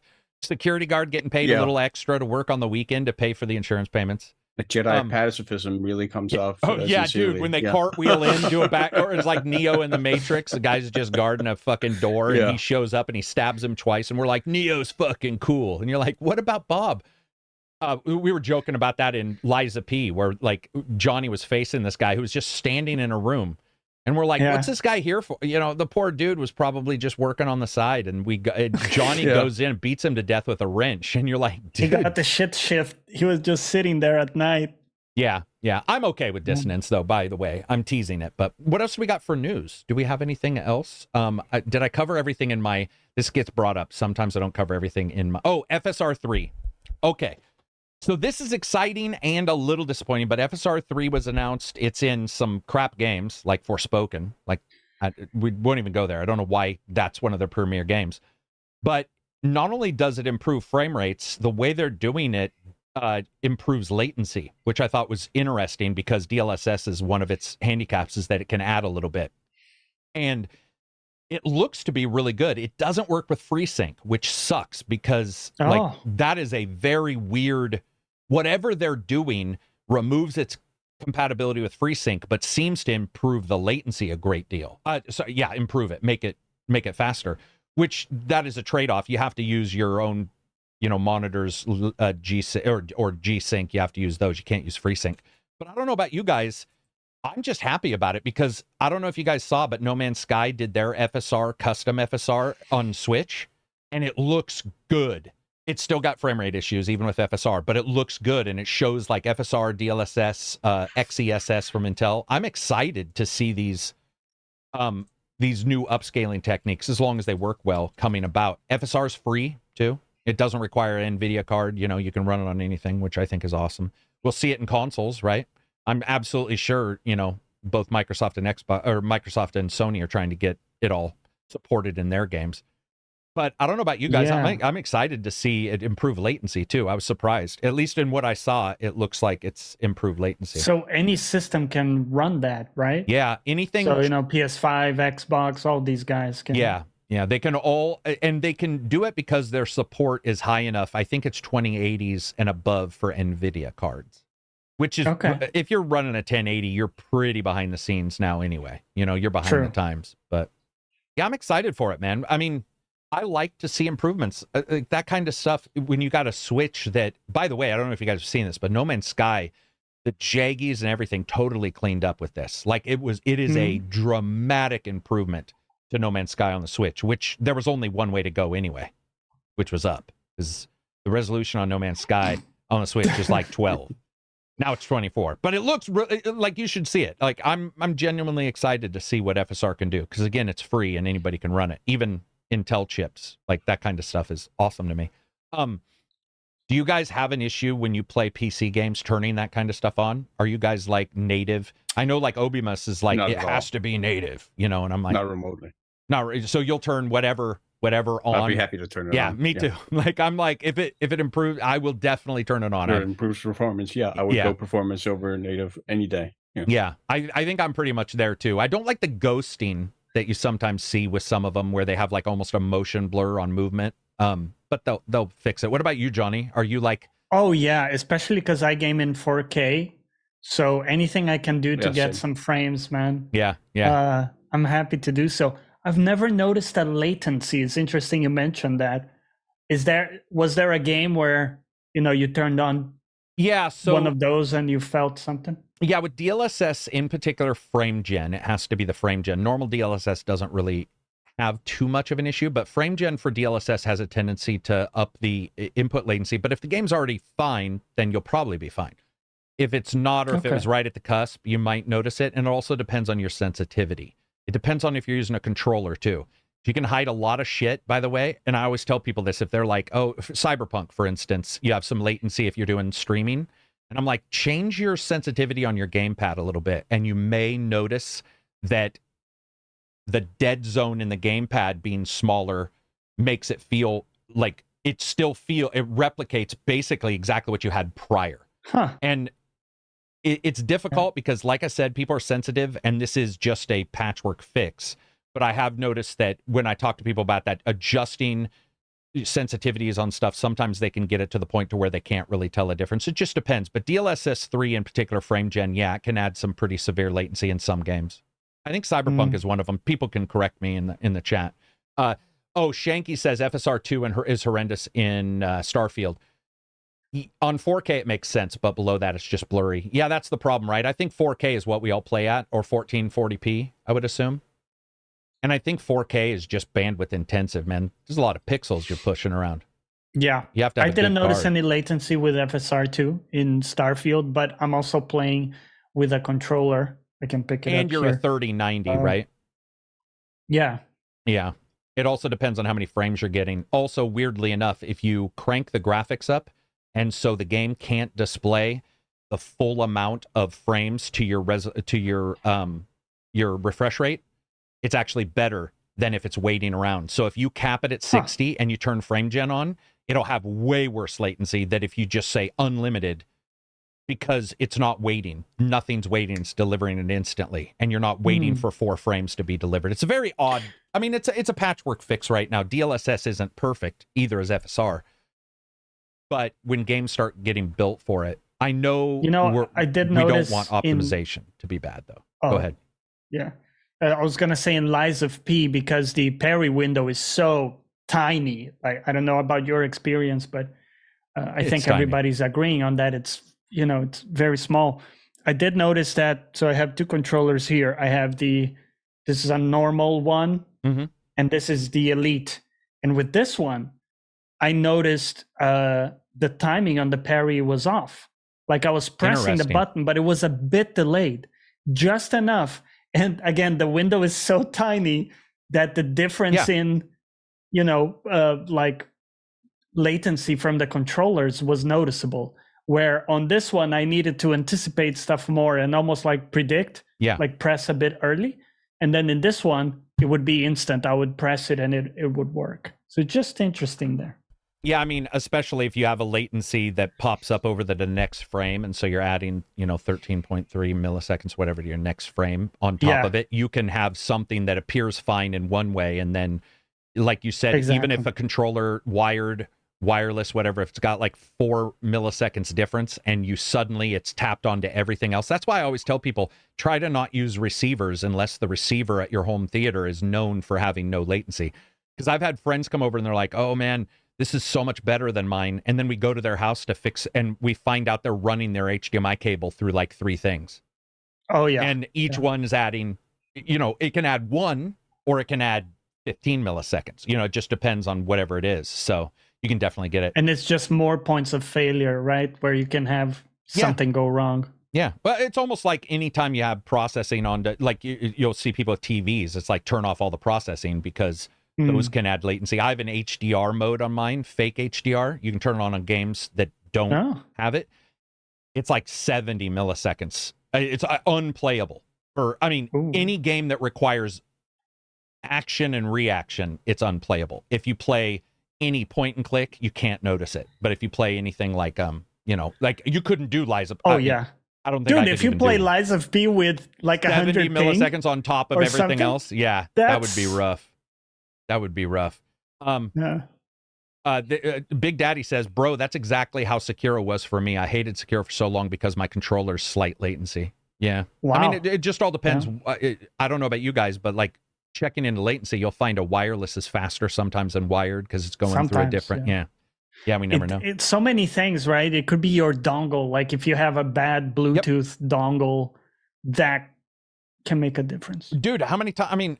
Whenever I talk to people about audio, I always tell them not to go with Bluetooth like headphones. I'm like, go with 2.4. When you explained to me the VR setup and you told me, buy this Bluetooth dongle, put it on the front or the back, I don't remember exactly. Just get it away from any other thing. Yeah, like, get it away from the motherboard or whatever. Yep. And I was like, oh, okay. And it's funny how that can make a big difference for these. Especially type of VR, things. when you do like WMR, you'll get people with sensing issues, and I'm like, buy yourself a $5 extender and then put the Bluetooth receiver on the extender and get it away from your motherboard. Exactly. Yeah. And it's the motherboard. It doesn't even have to be Wi-Fi. It's just the motherboard signal fucks. I mean, and especially USB 3 is known to be noisier than USB 2. So it's like you think it's faster. You're like, oh, it's faster. It is technically, but it's almost like a big engine where shit's a little, you're just pushing power, and it's not as efficient as, let's say, a turbo. And you can actually get issues where if you move it, you can notice. My WMR controls excellently now that I've moved. Well, not now, because I did it pretty much right away, but I noticed a massive control difference when I moved the dongle to the end of an extended wire, and was just like, holy shit, it's magic. People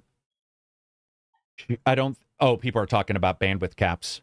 So my choice is no data cap and 30 megabytes down, or 1 terabyte. Oh, I gotcha. Yeah, a lot of people have weird issues with it. Do you guys have data Yeah, cap? the caps are so annoying. We don't really have caps in I don't Europe. have a cap. I'm in Pretty Oregon, rare. but I had to buy the no cap version. But I mean, Is it like a way higher tier or like price? No. It's $10 more, but it was unlimited. Oh. So you just have to tell them. Okay. It's weird because they have the Jeremy and Johnny and Silver level, which is data caps. But if you say, oh, do you have a tier above that? They'll be like, oh yeah, the business cap is $10 more, but it's unlimited. You have to ask for it. I had so many warnings in my email, man. Oh my God, it'd be like you eclipse data caps, because I would download 4 versions of Call of Duty to review it. Yeah. Well, that's fucking 150 gigs. That's your cap right there. People will say a terabyte is a lot, and it is. But if you're streaming and reviewing games, it's nothing.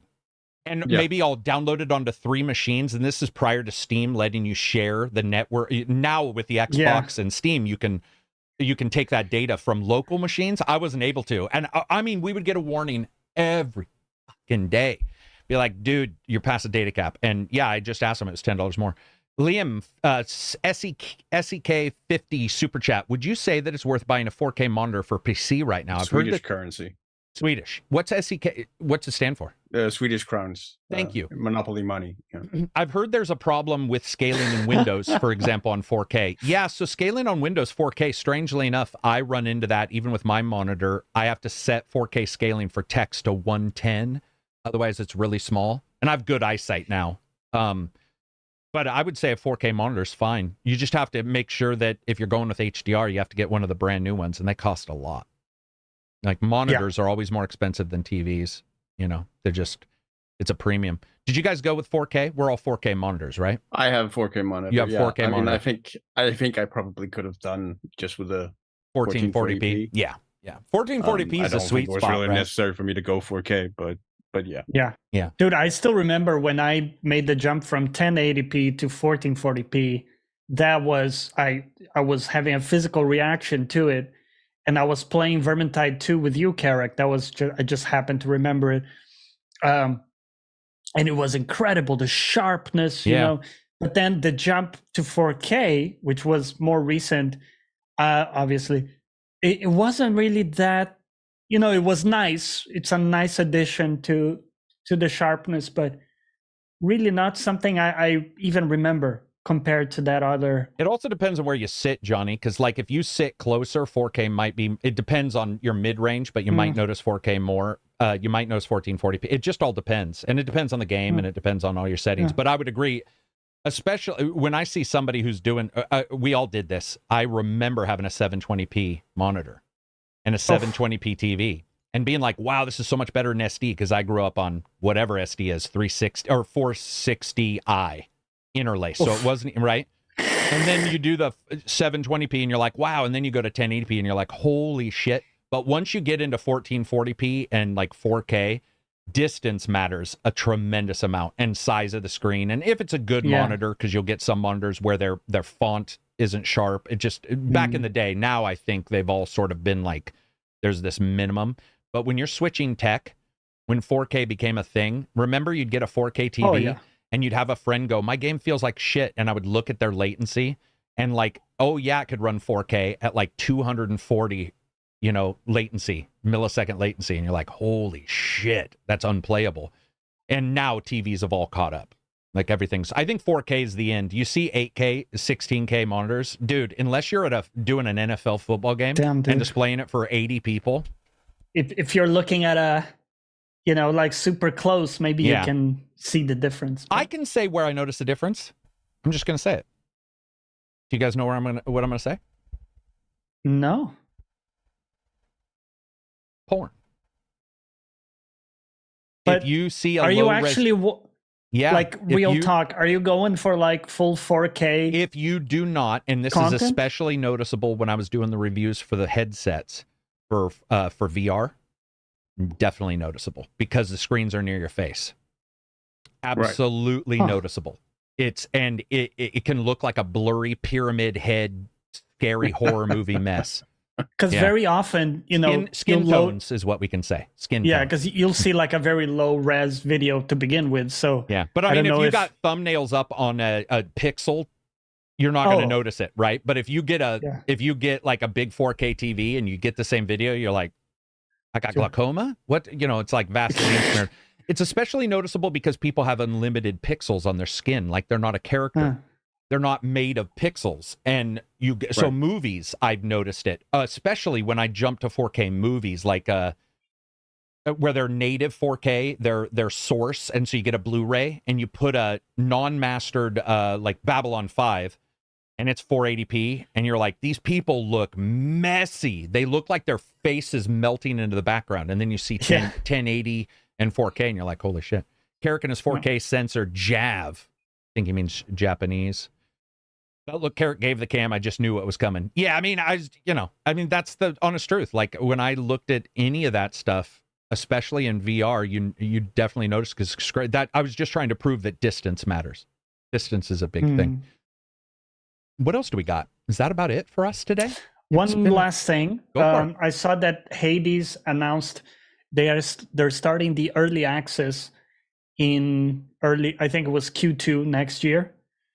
So I wanted to bring this up because, Hades, hugely successful. If anyone in that genre can pull off like a day one release without an early access long cycle, would be them. And it's Hades 2? It's Hades 2. So they've opted for, yet again, go through the long early access process. Thoughts? Are you guys still unhappy? I guess we get it for this type of game, right? They like the feedback from people and all that. Go ahead. Yeah, I mean, I think that's exactly it. Like they found that their early access period for Hades, the first one, was, I think, crucial in allowing them to end at the final product that they made, which became as popular as it did. So I think that's what they're sort of trying to catch lightning in that bottle again. No. I Go agree. for it, Karak. I agree, okay. But I fucking hate early. I just hate early access. I hate early access for games you buy, like Starfield did it. I hate early access for indie games.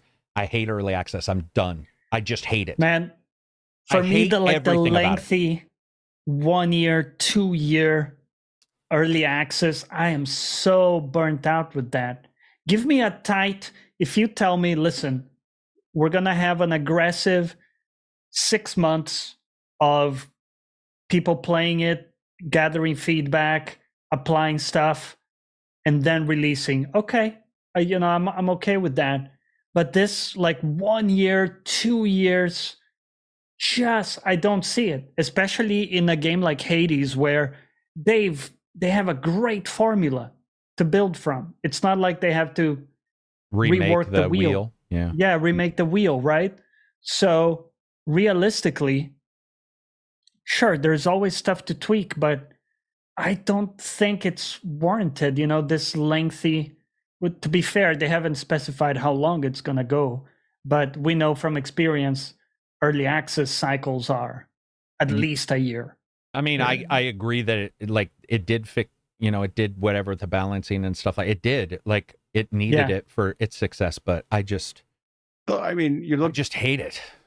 You look at games like, I think it's more similar maybe to like Pillars of Eternity, which had early access for the original Pillars, and then for Pillars 2, Deadfire. Which I wasn't part of either early access, even though I was a major crowdfunder of the first Pillars. But I think it's more similar to that, where and those I think in Deadfire 2, the early access was significantly shorter. So I think we might see it be significantly shorter for Hades as well, because as you touch on, Johnny, there's a greater infrastructure there now. Yeah, true. One would assume. That might make that transition easier or shorter. But I think that like I think wasn't Deadfire's early access like a couple of months? I don't remember. I don't remember on that one, unfortunately. Yeah, I don't remember either. But I think I remember it being distinctly shorter. So that would certainly be the exception, though. I think that's fair to say compared to. Oh, that shorter is the exception? Yeah. Probably. I don't like it. I don't like it as a consumer. I don't like it as a game player. I don't, I just think it's up to I don't know. I think it's up to the developer to make a game and sell it. And I just don't like it. I mean, it's just me bitching because it's a thing. I think it depends I hate it a lot on the game, where I think with a game like Hades, I understand, because that's like I understand the objection to like the early access in that sense. But with a game like say like if Payday had come out on early access or whatever, a game that's multiplayer or more social in that, and just more sort of reliant on player feedback, I guess, in that sense, I think early access can make a lot of sense for the development process there. Right. But yeah, I can definitely understand it for a game like Hades, where it's more enclosed, as it doesn't necessarily change as much over the course of its lifespan as like a social multiplayer game would. I guess service game. What I would like is, like, I agree that Payday, those kind of games, early access, might help them balance, especially if there's PvP elements or there's all this multiplayer stuff. But so let me give you an example, like Hades. I don't see why those guys can't just make some fucking levels, call it a game, and sell it. Right. Like, just fucking do it. Other people are doing it. just fucking do it. Like, do it. If you can't figure that out, that's I'm not going to buy your game. But I Payday, think it's real quick, I just wanted to say, Yep. I think what Payday, if they had done, or because I don't know if they did, but if they had done early access, but they called it a demo, I'd be okay. So it's free. You don't have to buy it. And here's a demo so you can feedback on all the systems in this 2 levels, 1 level. I don't like paid early access. And right, the idea that you're paying to beta test the game, as it were, kind of. It's not my fucking job, man. It's not my job as a reviewer. It's why, like, Lamplighters got to wait. It's like, dude, it's not my fucking job. It's hard to cover for you as a reviewer, because what do you cover? The early access? Well, where that's the game is one not thing finished? is I just stopped doing those kind of, like, I've seen reviews for early access, and I did a couple in the old days, and then I stopped. I was like, this just makes no fucking sense. But I guess you can do a preview. Yeah, you can do a preview, but you got to be context. But I like the idea of Payday saying, here's a demo. I have no issue with that, because then you get all kinds, right? You can sort it, you can heat map it. But Hades, I'm sorry, man. If you got, that's on fucking you. If you can't put together a level, that's, sorry, you suck. And then when the game finally releases, it's like sometimes it might be hard to justify doing a review too if it doesn't have the excitement. Not as a reviewer, I'm talking as a gamer. I just want to make sure that's clear. Ignore the review part. Yeah. I'm so really not talking, even going there. No, just like, for example, you guys have played early access. People have been playing early access in our Discord for a bunch of games. And I'm telling you right now, those are games I'm not going to review. I am also not going to play them. Ever. I'm just like, whatever, man. That's Baldur's Gate. I hated it. Right. Fucking hated it. Because I knew what was going to happen and what did happen. They fucking play tested the first act, and then what happens in 2 and 3, you start getting bugs and performance issues.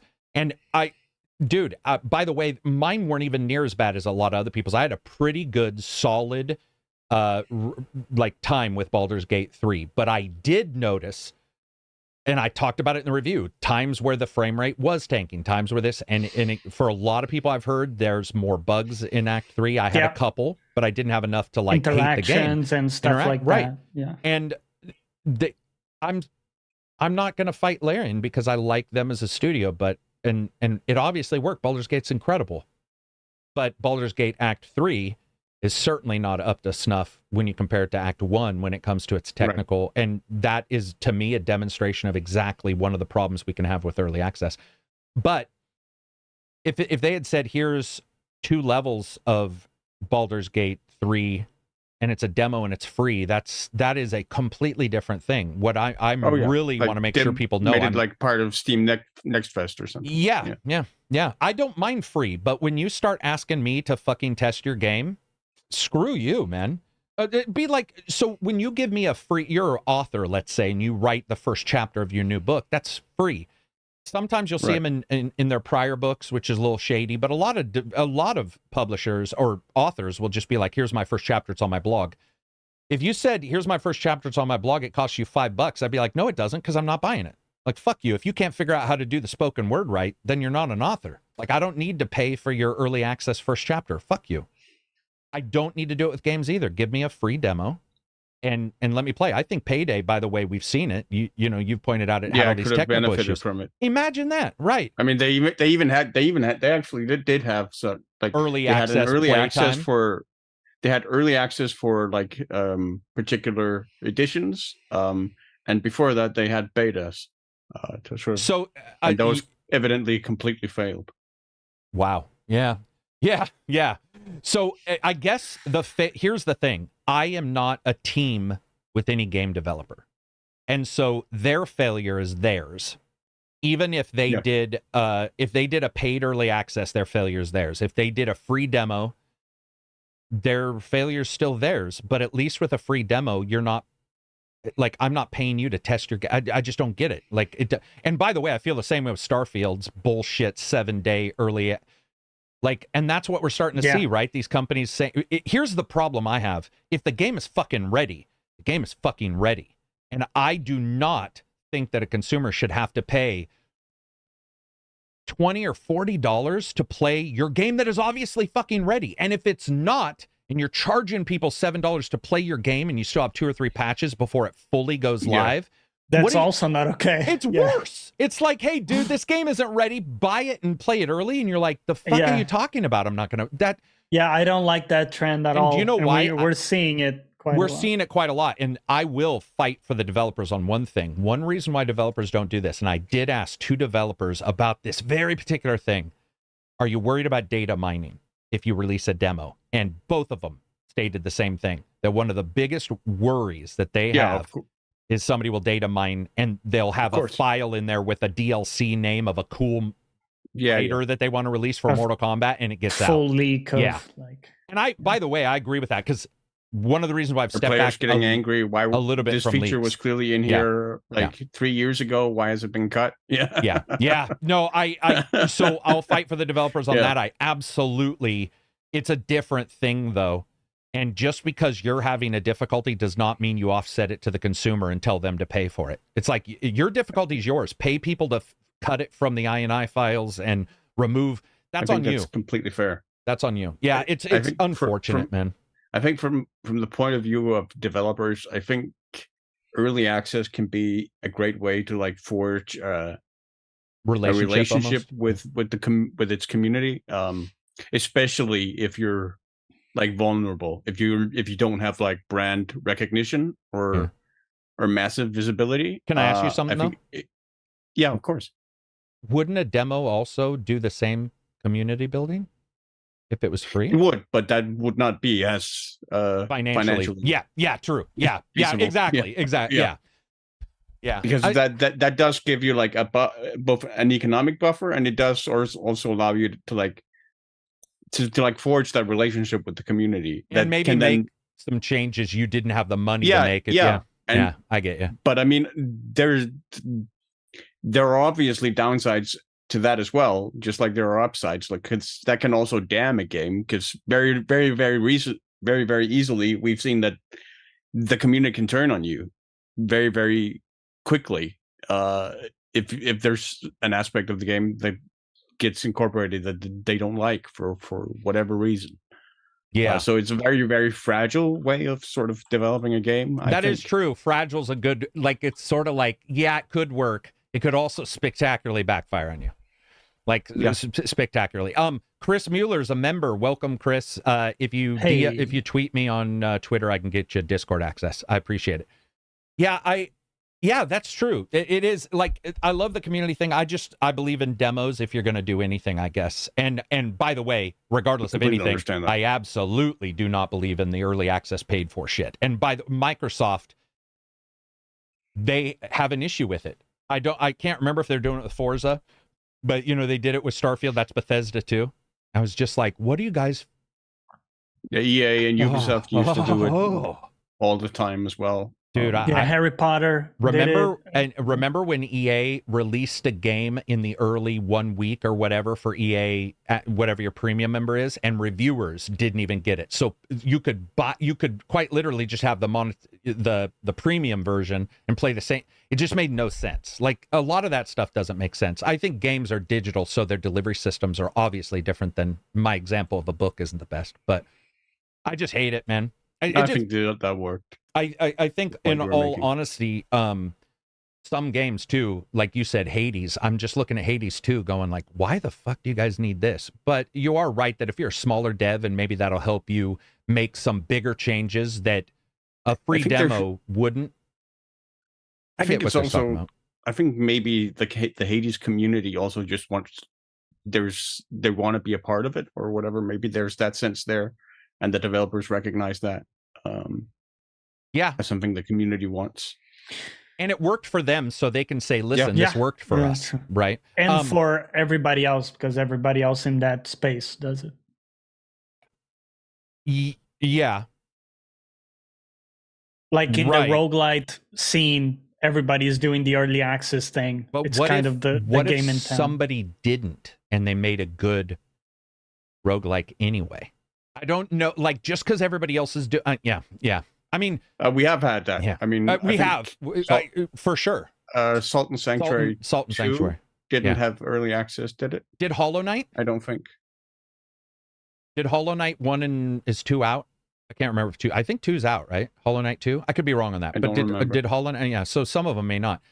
Jake Dill says ACG. It's funny because games that don't let you mess around with files, games just don't want to pay for it. It's my game, not yours. Oh, you mean if you can't mess with files when you buy a game? I think most are allowing that now, but yeah, some don't. Tibby says, hey, ACG, just appreciate all you guys and what you do. The reviews are amazing and unbiased, very well thought out. Probably not unbiased, but I try to remove as much as possible. Yeah. There's always some bias. What I do try to do now is make sure the company shit isn't there. Real quick, continue talking about this. My delivery is here. Okay. So yeah, I do think Silver, I don't know how you view it, but I think the devs want this like community, and the way they find of building a community around the game is this feeling that the people are having a real input, right, into what the game turns out to be.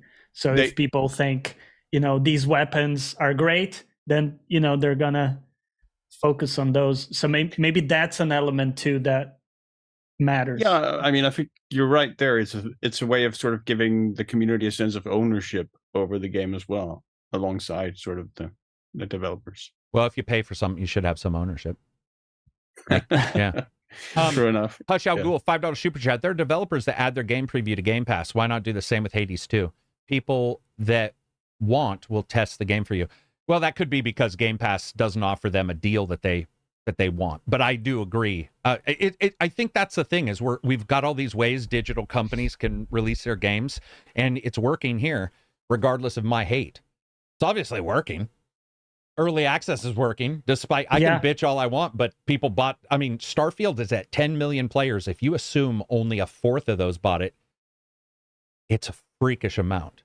And we know just by looking at Steam and all that stuff that more than that bought it. So it's just like, whatever, it works. I just hate it. It's the one thing where I'm sort of old-fashioned, where I sort of want what I buy to be done.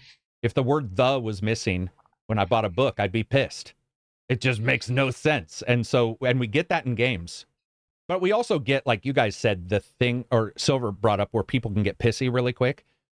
There's been times where, like, I've read a forum or a Reddit post, and I'm like, man, this is so brain dead. It is mind-boggling. Like, it's not entitled, because there is an entitlement when you buy. But there's an entitlement that is, it's almost like there's ESP required from a dev sometimes. And I'm just like, dude, I don't know. Like, why would you even think that is possible? What you're bitching about? I mean, we can all bitch about stuff, and we feel, whatever the term is, like we feel like we're right. Yeah. But it's like sometimes when I read, and they'll have, 5,000 responses on the most brain dead Reddit post, that I'm just like, what the fuck? Like, holy the echo shit. chamber. Yeah. Well, Absy brought it up. He was like, there's a lot of, we're all involved in at least 2 other facets of something, whether it be music or writing or government. And I'm involved in a bunch too. And I don't see the consumers as bloodthirsty as gaming. No. There's definitely that's something. true. Yeah. Yeah. There's pixel peepers is what the guy called it in the last podcast, where he was saying, where like somebody will blow up and be like, this pixel is slightly bad, so therefore I don't like your game. And you're like, I've seen great authors have a shit sentence in a book. It doesn't mean the entire book's bad. So it's just all over the place. I think devs see how gamers were pushing back on pre-ordering due to games not feeling complete, so instead they sprinkle it with early access. No, that's absolutely for sure what a lot of these guys are doing. Yeah, definitely. Yeah, you can say early Also, access. Like a video game company charging like $25 for an expansion pack isn't like Monsanto with the chemicals in the water supply. Right, like, dude. Dude, it's so true. There are different levels of like. It's so true. Or I'll see somebody say, well, this game did it. Why does this not? And you'll be like, but it's not the same company. They might have a different financial structure. They might have a different everything. Like, it's not, because it's not. What I think, though, well, that argues my point, where I was just bitching about early access. Some companies have to do it, like you guys said, for finances. I wish it didn't exist. Robert Jones, $5 super chat. You aren't paying to play early. You're paying to make others play later. Pay ACG so he's here later. That is true.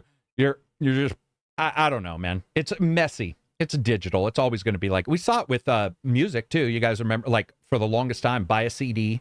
You had this many songs. You had your B-side. And then it was like once SoundCloud and all those came up, I don't know if you guys have noticed, but a lot of times now, a lot of CDs will have way more songs, because the desire is to give give people value. And I think it's the guy with all the tattoos on his face. What's his name? Post Malone. Didn't he release a CD with like, or not a CD, but an album with like 124 songs or something? It was a gargantuan amount compared to everybody else. Wow. And it's because at some point they're like, well, I'll throw more out, because that format it's not printed anymore. It's you also see almost the opposite, where they release singles only. So instead of releasing an album, you'll see like John Mayer and other people, they'll do, here's one song, next week here's another, almost like an episodic, to like keep people coming back. Because unless the biggest go ahead. The biggest I've seen has been Jonathan Colton. I don't know if you guys remember know him. I don't think so. He wrote the "Still Alive" song for Portal. Among other things. Okay. But he did like a project of writing a new song every single day for like 365, and went through with it, and eventually made like an album out of it. That is what I was going to say, I think is the big difference too, is that unless you're Queensryche writing Mindcrime, which is a thematic album, which is about a story, right? Yeah, they have a character in every song. Right. Music singles I'm okay with, because they're just like, it's just by itself. Here's a song. I'm okay with that. I'm just not with games. That's just me. But I absolutely see with songs, I don't think I have an issue with the single stuff. In fact, I sort of like it, because sometimes those would not be released, I think. Like, I think it was Post Malone was talking about a couple of his songs he never thought would be popular, so he just released it, and it's become like the most popular song he's ever done. He's like, Jesus, that's not at all what I thought. And that happens to me with reviews. By the way, not putting myself with Post Malone, but I'll do a review and be like, I think I did my part here, but maybe it doesn't flow the way I wanted or whatever because I'm not writing it out. And then I'll have people say this is the best review I've ever seen of a game, and I'll be like, "What the fuck?" That doesn't. That's always funny because you hear it from people. Yeah, remember you had Gav, a Miracle of Sound, on. Yeah, Miracle and Sound. He talked He's about. awesome. I think it was one of the Assassin's Creed songs that he did that became Huge. viral. Yeah. And he was saying, dude, I came up with that melody in the shower. Yeah. And he never thought that would be, a hit. And my favorite song of his, probably, maybe ever, too. Like, it's great. And that can work out where you're just like, I don't think it's going to work, and it works. I think when you have to look at the platform, though, and it is all changing. I just think it costs a lot for a game to see, like a CD is only, CDs aren't even really big anymore. But when you buy an album, it's like, I don't know, $12.99 for this number of songs. And it's just like, here it is. If Post Malone were to say, I absolutely changed this song and here's a new version of this song, I wouldn't be as bothered. I don't know why. Maybe it's because it's less money. It's just $60 is a lot of money. So when you get a game that doesn't work or whatever, it's like rarely do I hear a song where I'm like, that didn't work. He fucked up the lyrics. Of course he wouldn't. Yeah, the drums are wrong. Right? You'd be like, dude, they're just shit artists. You'd just be like, oh, this must be Kurt Hammett from Metallica trying to play the guitar again. You're just like, whatever. Wow. Oh yeah. Casual diss on Kurt Not Hammett. casual. I don't mind him. There's some times where I'm like, what? But yeah, it's awesome that there's all these ways to deliver games. So I guess I shouldn't bitch. I just think demos should return in place of any early access. It'd just be awesome to just be like, okay, we want you to join with us, so here's a demo. It is hard for those guys to sell later, though. We've noticed that with early access, right? Where a game comes in early access for so long that you're like, is that game out yet? I just did it 3 times in this podcast. Even for big games like Hades that had a huge enthusiasm from the community, the early access was a bigger boom than the actual 1.0 release. Yeah. Dude, all I know is the cool thing is that developers can create games easier now because of the engines. Musicians can get their music out easier now because of YouTube and SoundCloud. And electronic, they can lay a beat down without a drummer if they don't have there's all this. I think that is the trade-off. It is awesome because I have found people that I would never have expected some success from somebody because maybe they don't look the part, not to be rude, but in the old days, a lot of a band's success was looking the part, hair rockers and shit. The right, tightness of the leather pants. Pants. Yeah. Does it show my package? And they're wearing cod pieces and shit. And now it's like Peter Garibaldi or whatever his name is releases an album, and I love that guy. He's the artist with Tourette's. Peter but he's super popular in the UK. He doesn't look the part of a singer. I mean, there's just no way of getting around it. And when he does his tour and songs, he's in like a white ripped up t-shirt and you're like, whoa. So Jake says, what are you talking about? Modding has been almost nullified with the expansion of Unreal and Unity and whatnot. Basic modding even is unicorn, much less DevX. I don't know what that means, buddy, but modding has definitely not been nullified. It's been increased. Do you mean increased? I think it might have been increased. Sorry, I don't know what that means. You might have to. Yeah, I'm not sure. You might have to fix that. Yeah, because that's actually one place where it bothers me. You'll see somebody say, "This mod fixed all this. Why didn't the developers?" And I'm like, "Because the mod doesn't have to worry about certification, bitch. The mod doesn't have to pay $200,000 for a patch." Yeah.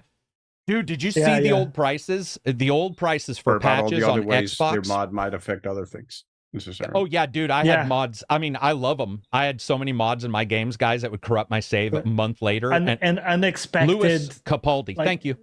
Go ahead, Johnny. Not just unexpected effects one mod can have in other systems and stuff. Yeah.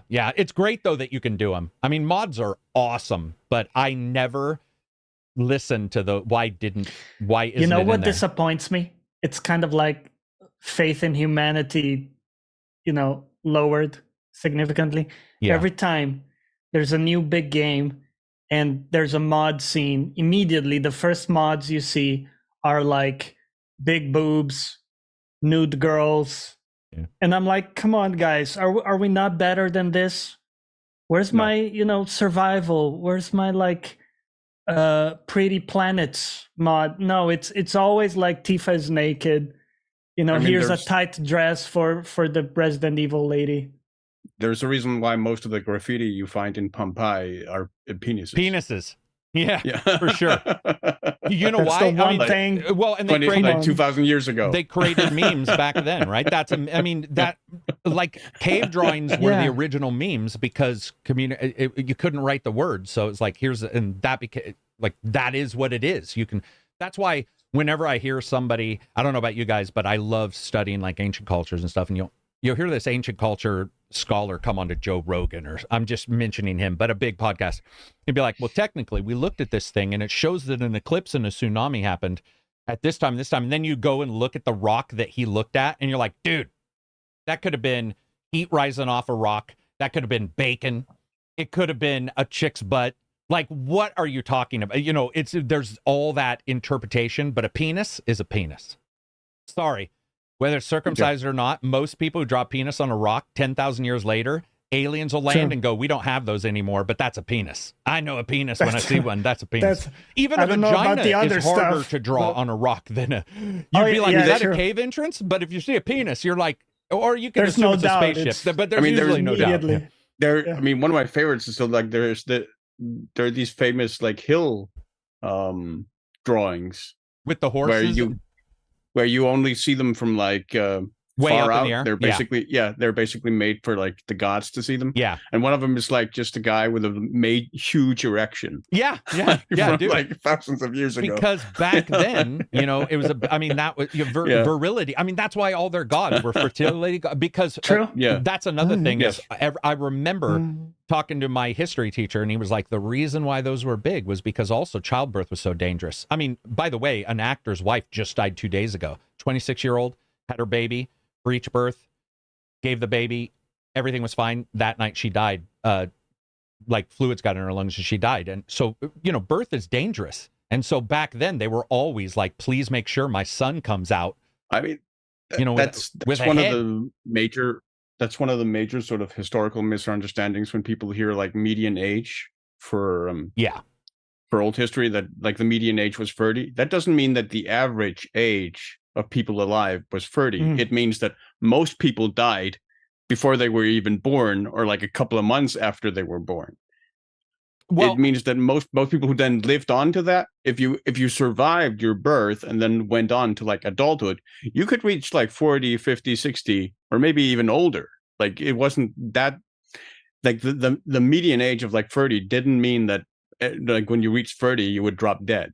Yeah, well, I mean, then that's one of the things too, is older, and then if somebody learned how to write, how old were they? Because they were not like us, where you can have a kid go to school at a certain age. Maybe they were in the field for years, and at 25 or 30 they ended up learning to write, and so their communication is different than a 20-year-old. There's all kinds of weird stuff with history. We're just guessing, but it is funny to hear it. And the same does happen with video games. Rose-tinted glasses with video games. Like we just talked about. Somebody's like, "Oh, all games ran perfectly," and I'm like, "Bitch, my first favorite ever in a browser." First favorite I ever did was for patchscrolls.com, which were patches for video games. And it was because this one guy on a website took all the video game patches all over on different websites and put them on one website. And I would go there religiously to get my game. You'd get that game. And like you said, if it wasn't on PC Gamer, which they would have the patches or whatever it was at that time, but it was one of the PC magazines, then you would have to get... By the way, Xbox games had patches in the original Xbox... the original Xbox. You would get the disc and they would have a patch on there, and they'd just be like, if you don't have the patch, well, sorry, you can't, your game's gonna crash.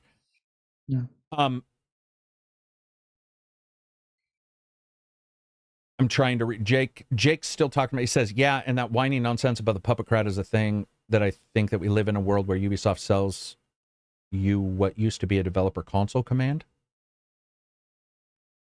Jake's talking about something, but I'm not really getting it. I'm speaking in terms of school of Carmack philosophy. Back in the early 2000s, that was a guarantee, usually with tools. Then it disappeared. Only companies still doing it old school. I mean, Ubisoft definitely started, I don't know if that's what he's referring to, but they definitely started selling cheats, like monetizing cheats. Oh, yeah. To where like XP doubling and stuff that you see in the store. Yeah, that and like and like the full map for like all the secrets and whatnot you could buy.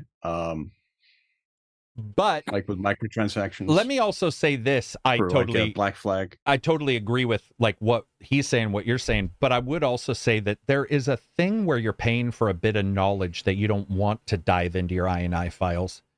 So you may want the XP. Somebody else may know how to INI file the cheat. We had some people Starfield making their own bats. I don't know if you saw one of the guys in Starfield in our Discord was like, I made a bat so every resource I get is times 10 because I don't want to take the time. And I'm like, Jesus Christ. All right, whatever. Somebody else may buy a times 10 booster. They found an audience for it. Do I like it? No. But I do know that some of my friends might like it, and they don't want to dive into an INI file. And so there is a convenience purchase, I guess, that you're making. Yeah. I don't really like Ubisoft's not the only one. I shouldn't say that. Oh, Jesus, every racing game has like, what do you call it? Like extra chits or whatever their currency is. You see that in a lot of games. Yeah, I don't like it. It sucks. But I mean, you see some games that don't do it too. You see some games locked off where you can't do anything as well. But I think the transition a lot of people struggled with was that it was the sort of thing that used to kind of be a cheat code. Like you would type in ka-ching in The Sims and you would get or Age of Empires. Remember Age of Empires cheats, bro? Yeah. Hit the tilde and you had like Big Daddy, or you had like all gold, blah, blah, blah, and it would just, you know. But again, there is also the question of these guys wanting to make sure it doesn't fuck up multiplayer. So they don't want cheats being enabled because, you know, you might go onto a multiplayer online game. There's a lot of difference. You never quite know exactly what it is. Each company is also different. I will say one thing I don't like, and this is not a complaint about the company, I just don't like it. A lot of Ubisoft titles, they're in a format that's hard to pull files from. And sometimes I'm like, I'd like to see the audio file, like the bitrate in Valhalla was difficult to find because it wasn't it wasn't like a pack file. It was something else, and you had to go find a different thing to download it. But that's me. That's not like, they probably weren't expecting anybody else to want to do that. How about the Squaresoft 1 to 900 number tips for Final Fantasy? So let me explain to you, Nathan. That's a good point. 1-900 numbers. You guys ever call those?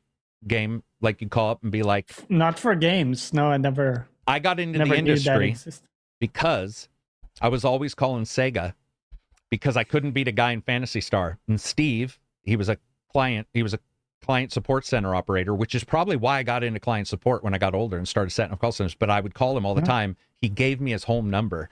And so we talked to each other for 10 years before I got in the industry. He's who helped me with like some insider information when I started YouTube and stuff. And that was a guy who worked and he knew who I was. I called so often. Be like, yeah, so I'm trying, and he'd be like, Jeremy? And I'd be like, oh man. I called a lot. I remember my mom and dad were so mad. It was not even a super expensive call, but I was calling a lot for some games. And Sega had a 1-800. I think Sega had a 1-800 into Japan at one time too. But yeah, I do remember those. But there were other 1-800 numbers you could have called. Nintendo would have been less. Yeah. My parents were quite happy. They would have been less fond of probably.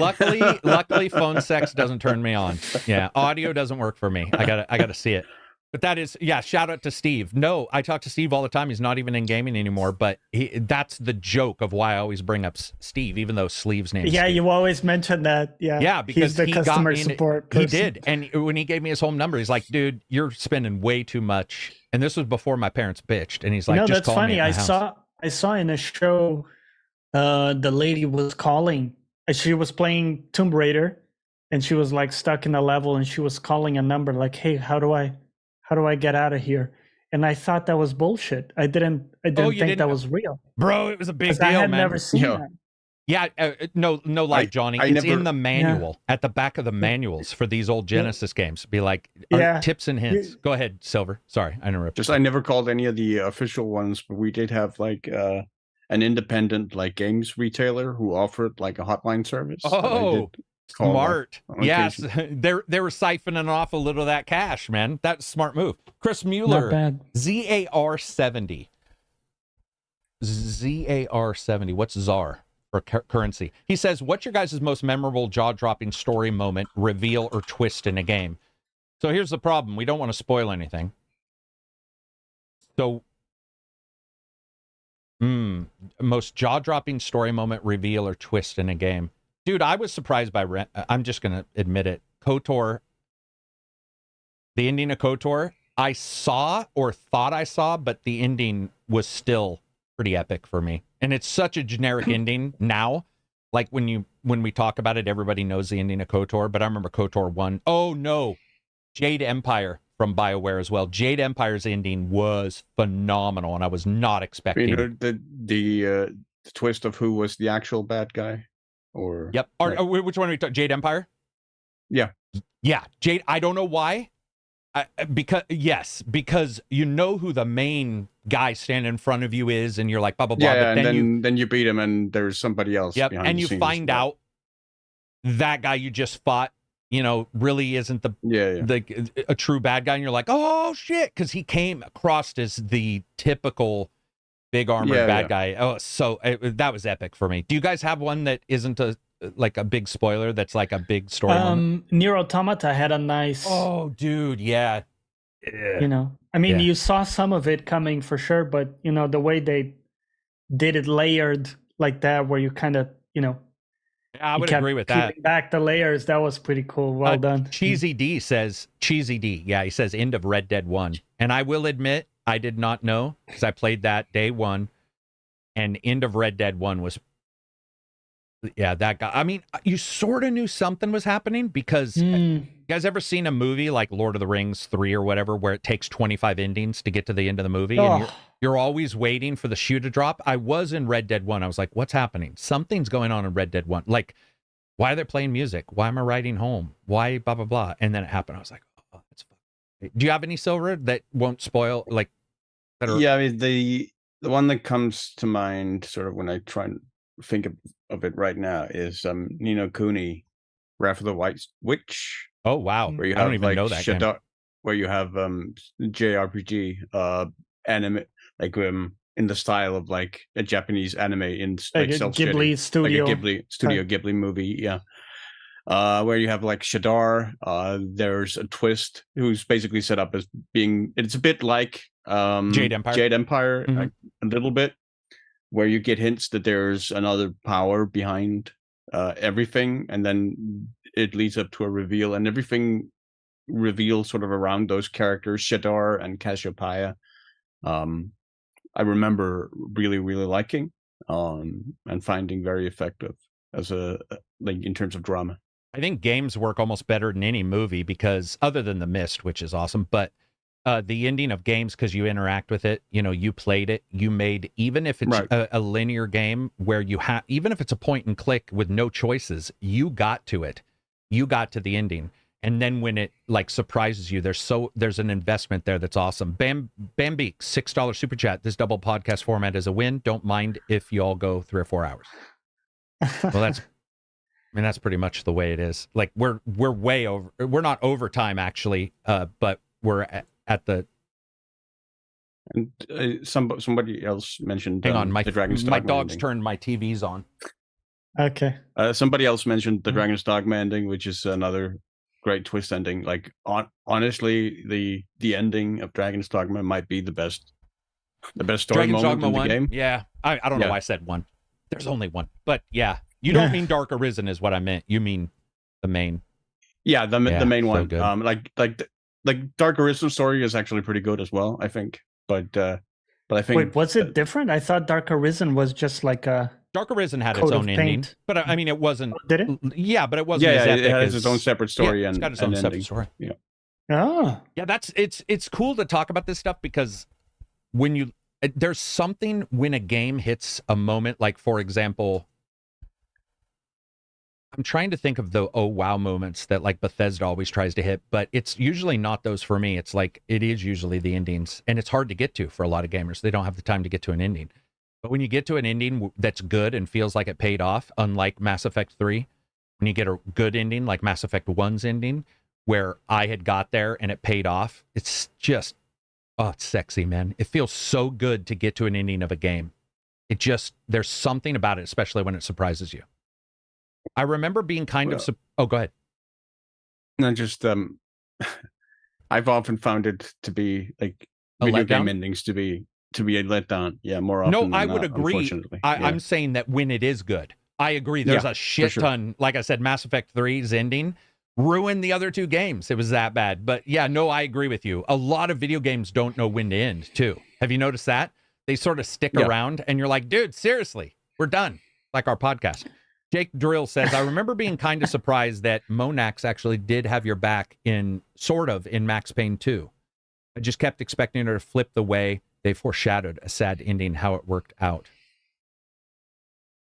Well, I don't remember that at all. Jake says, not really a twist, but it's the only one I can think of. It's not always the best, or I'm not always the best at being subtle. When it comes to, I haven't played Max Payne in a while, but there's a remake coming. Did you guys see that? Remake for Max Payne? Or remaster? Yeah, there's something along those lines that's coming out. So people be able to get back into that after years. I thought of another one, actually. That's probably the biggest one for me. Which that one that blew my mind at the time as a kid, which was Chrono Trigger. And yeah, this is a spoiler for our 1997 JRPG. Yeah. But Chrono dies, the main character. He gets killed off. He gets killed in a fight against the big bad boss of the game, Lavos, in a huge set piece moment. And like that aspect where he just sort of gets completely disintegrated by Lavos and sacrifices himself was just like that blew my mind. Like, holy shit. Like, was it a good payoff though, where you were okay with the death? Absolutely. Like they just killed like the main character of the game, and like all the party members and stuff are left sort of reeling and dealing with that loss. Oh, gotcha. Afterwards, and trying to sort of, and then you sort of have to bring him back from the dead after that in a really involved quest that's really satisfying to actually pull off. And when you get him back and everyone sort of huddles together, is just a really, really touching moment. Nathan, you rock. I'll read the super chat in a second. I got to read Nathan's answer because this might be my new answer. The reveal of the flood in Halo. Dude, yes. That game went from sci-fi shooter to like slight horror game out of the friggin' blue. And when they showed the flood, I was like, what is happening? And there are few games that do this, but I thought maybe it was near the end, and you find out that no, that's like halfway through. And that feeling of holy crap, everything. You even fight sometimes through places you've been before, but now the flood are there, and it made everything feel new. It's a good answer. Hush Out Ghoul. We'll wrap this up. $2 super chat. Yep. Do you guys like multiple endings in video games? Yeah, definitely. Do you? I like the idea of quote good ending and one where do you the world just burns, like everything goes wrong. Kind of like Deus Ex. Trying to remember exactly which one that I played. Deus Ex? Deus Ex. No, that's all right. Did you mean, do you mean not Invisible War? You mean Deus Ex like Mankind or Human Revolution? Human Revolution. Right? Human Revolution. Yeah. Thank you. Yeah, the slightly older one. Mm-hmm. That one has multiple endings. One of them is kind of like a disaster. Yeah. I think that's the one that I got where everything's pretty terrible. My answer was going to be no, but I guess maybe I do. Man, that's a good point. And Neo, or not Neo, what's the one we talked about just a second ago? It's got the multiple endings with 2B. Nier Automata. Oh, Nier? Yeah. Nier's got a couple that I liked. I do have to admit, this is just, it's not recency bias. I really I do like how Starfield works. I'm not going to spoil it. Yeah. I do actually find that to be highly enjoyable and variable. And it's not really an end, I guess, right? When you think about it, it's not really. Right. I mean, that's sort of the payoff. Baldur's Gate definitely has, 10,000. Plenty of endings too, and like different ways things can go. So remember when they said 10,000 endings, and we all knew instantly. We're like, dude, that's just like one letter being different. Come on, man. And by the way, I don't feel that was even true. Whatever. It wasn't even the ending. It was that was definitely overblown, right? It's one of those statements like a shock statement. That's why, Like Dying Light 2. bro. Like That's 800 hours. Oh my God, I forgot. No, 500. I even did a video called, oh, whoa, I turned so blurry because of so many. Remember, you guys can go. I could just keep talking. But remember, it said, I did a video that said 500 what? Like, yeah. What is that even? Like collecting tulips? Dude, like, come on. What are we doing? It was the worst idea. That is bad PR, man. That's when somebody should have stood up and been like, hey, guys, I always joke about there being one Steve in every company that like shuts down bad ideas. How did everybody in the in a boardroom say this sounds like a good idea? Let's talk about 500 hours. It's like, oh, dude, come on, man. Just where you feel bad. Sometimes it's like everyone in the room is smelling each other's farts. Yeah, and they need the one no person. Mindy, dude. The no person. She's gonna be like, actually. Are you guys sure about that idea? Good tech companies, Elon Musk has it. A bunch of other tech companies always have an arguer. Who do we like? Who's the developer? Warren Spector? Is that his name? Warren Spector, who did Thief? No. He did Spector? Deadly Shadows, but he did mainly Deus Ex. So he just did a cool blog yesterday about his life, and one of the things he talked about was Chris Roberts, who I know we all have an issue with because of Star Citizen, but he did Freelancer and a Wing Commander, a bunch of games I love, and he said he considered a very good day winning 3 out of 10 arguments against Chris Roberts because he knew Chris Roberts had an idea of the game, and it was. And it turned out to be brilliant. Like that game is considered Wing Commander is considered a classic, whether we like it or not. It is. And you need somebody. And he said he would challenge him at times. He'd be like, dude, come, we need to, are we sure we want to go? And what it does is, even if that's the choice, it causes people to think around it. And you guys have done it for me. When I've said something, you got like, well, what? And then you guys say something like, oh yeah, actually, I was only coming at it from this and this point. Somebody else comes at it from it. That's why you should always have somebody who says no. But they're just there. They're not there to even they're just like, why don't we not do that? And you're like, and when you describe why you're doing it, you can come up, sometimes you can be like, oh, well, that's not, you have to sort of put your foot down. It's awesome to see developers have that. We've seen it sometimes, especially with 2 developers where you get 2 leads, like John Carmack and Romero had that. And admittedly, there was a lot of friction, but I would argue, despite Carmack even apologizing later for how he treated Romero, there were times where those 2 butting heads probably resulted in better games. Not probably, I would say for sure. The end product is made better for the Doom 3 wasn't right? as good as Doom 1 and 2, sorry. And Doom 3, I believe, was just Carmack. Sometimes you got a guy who's and if they both have tech, I don't know if you guys have I've had really good teams where somebody knows more than everybody else on one particular thing, and they come, so you guys all have an idea and they're like, well, blah blah blah blah blah, and you almost come up with a better idea after that. You're like, okay, we can move forward now with this better idea. You don't always have to have a no man, but I like the idea. Is that it for us? I know Johnny's probably got to eat because I think that's it. I gotta eat. Anything left over, Silver, that you can think of? Not that comes to mind, no. Well, everybody, I appreciate you showing up. We'll be doing the Wednesday podcast, 10:30 a.m. Pacific Standard Time. I appreciate the super chats, appreciate the support. Tweet out that we do it. Johnny Plays Live will be streaming tomorrow. What game? No. Lies of it's Friday. P. Tomorrow at 2 p.m. UK. Johnny Plays Live on Twitch. That's without an H. So JONNY Plays Live. The proper spelling of Johnny. Yeah. Right. And if you step in, I'll even play the guitar for you if you ask nicely. Play something. Not right now. I just fucking asked nicely.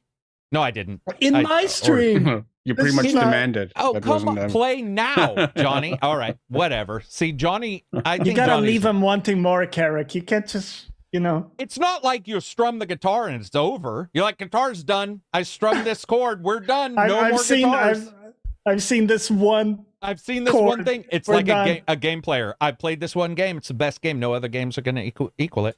All right, that'll be it for us. Thank you, everybody. Appreciate it. See you in the Discord if you're a Discord member. That'll be it for us. Peace out. Thanks and take care, guys. I See ya. say peace out, but I got to find like which button turns off the stream. So we should do my live nudes chat right now.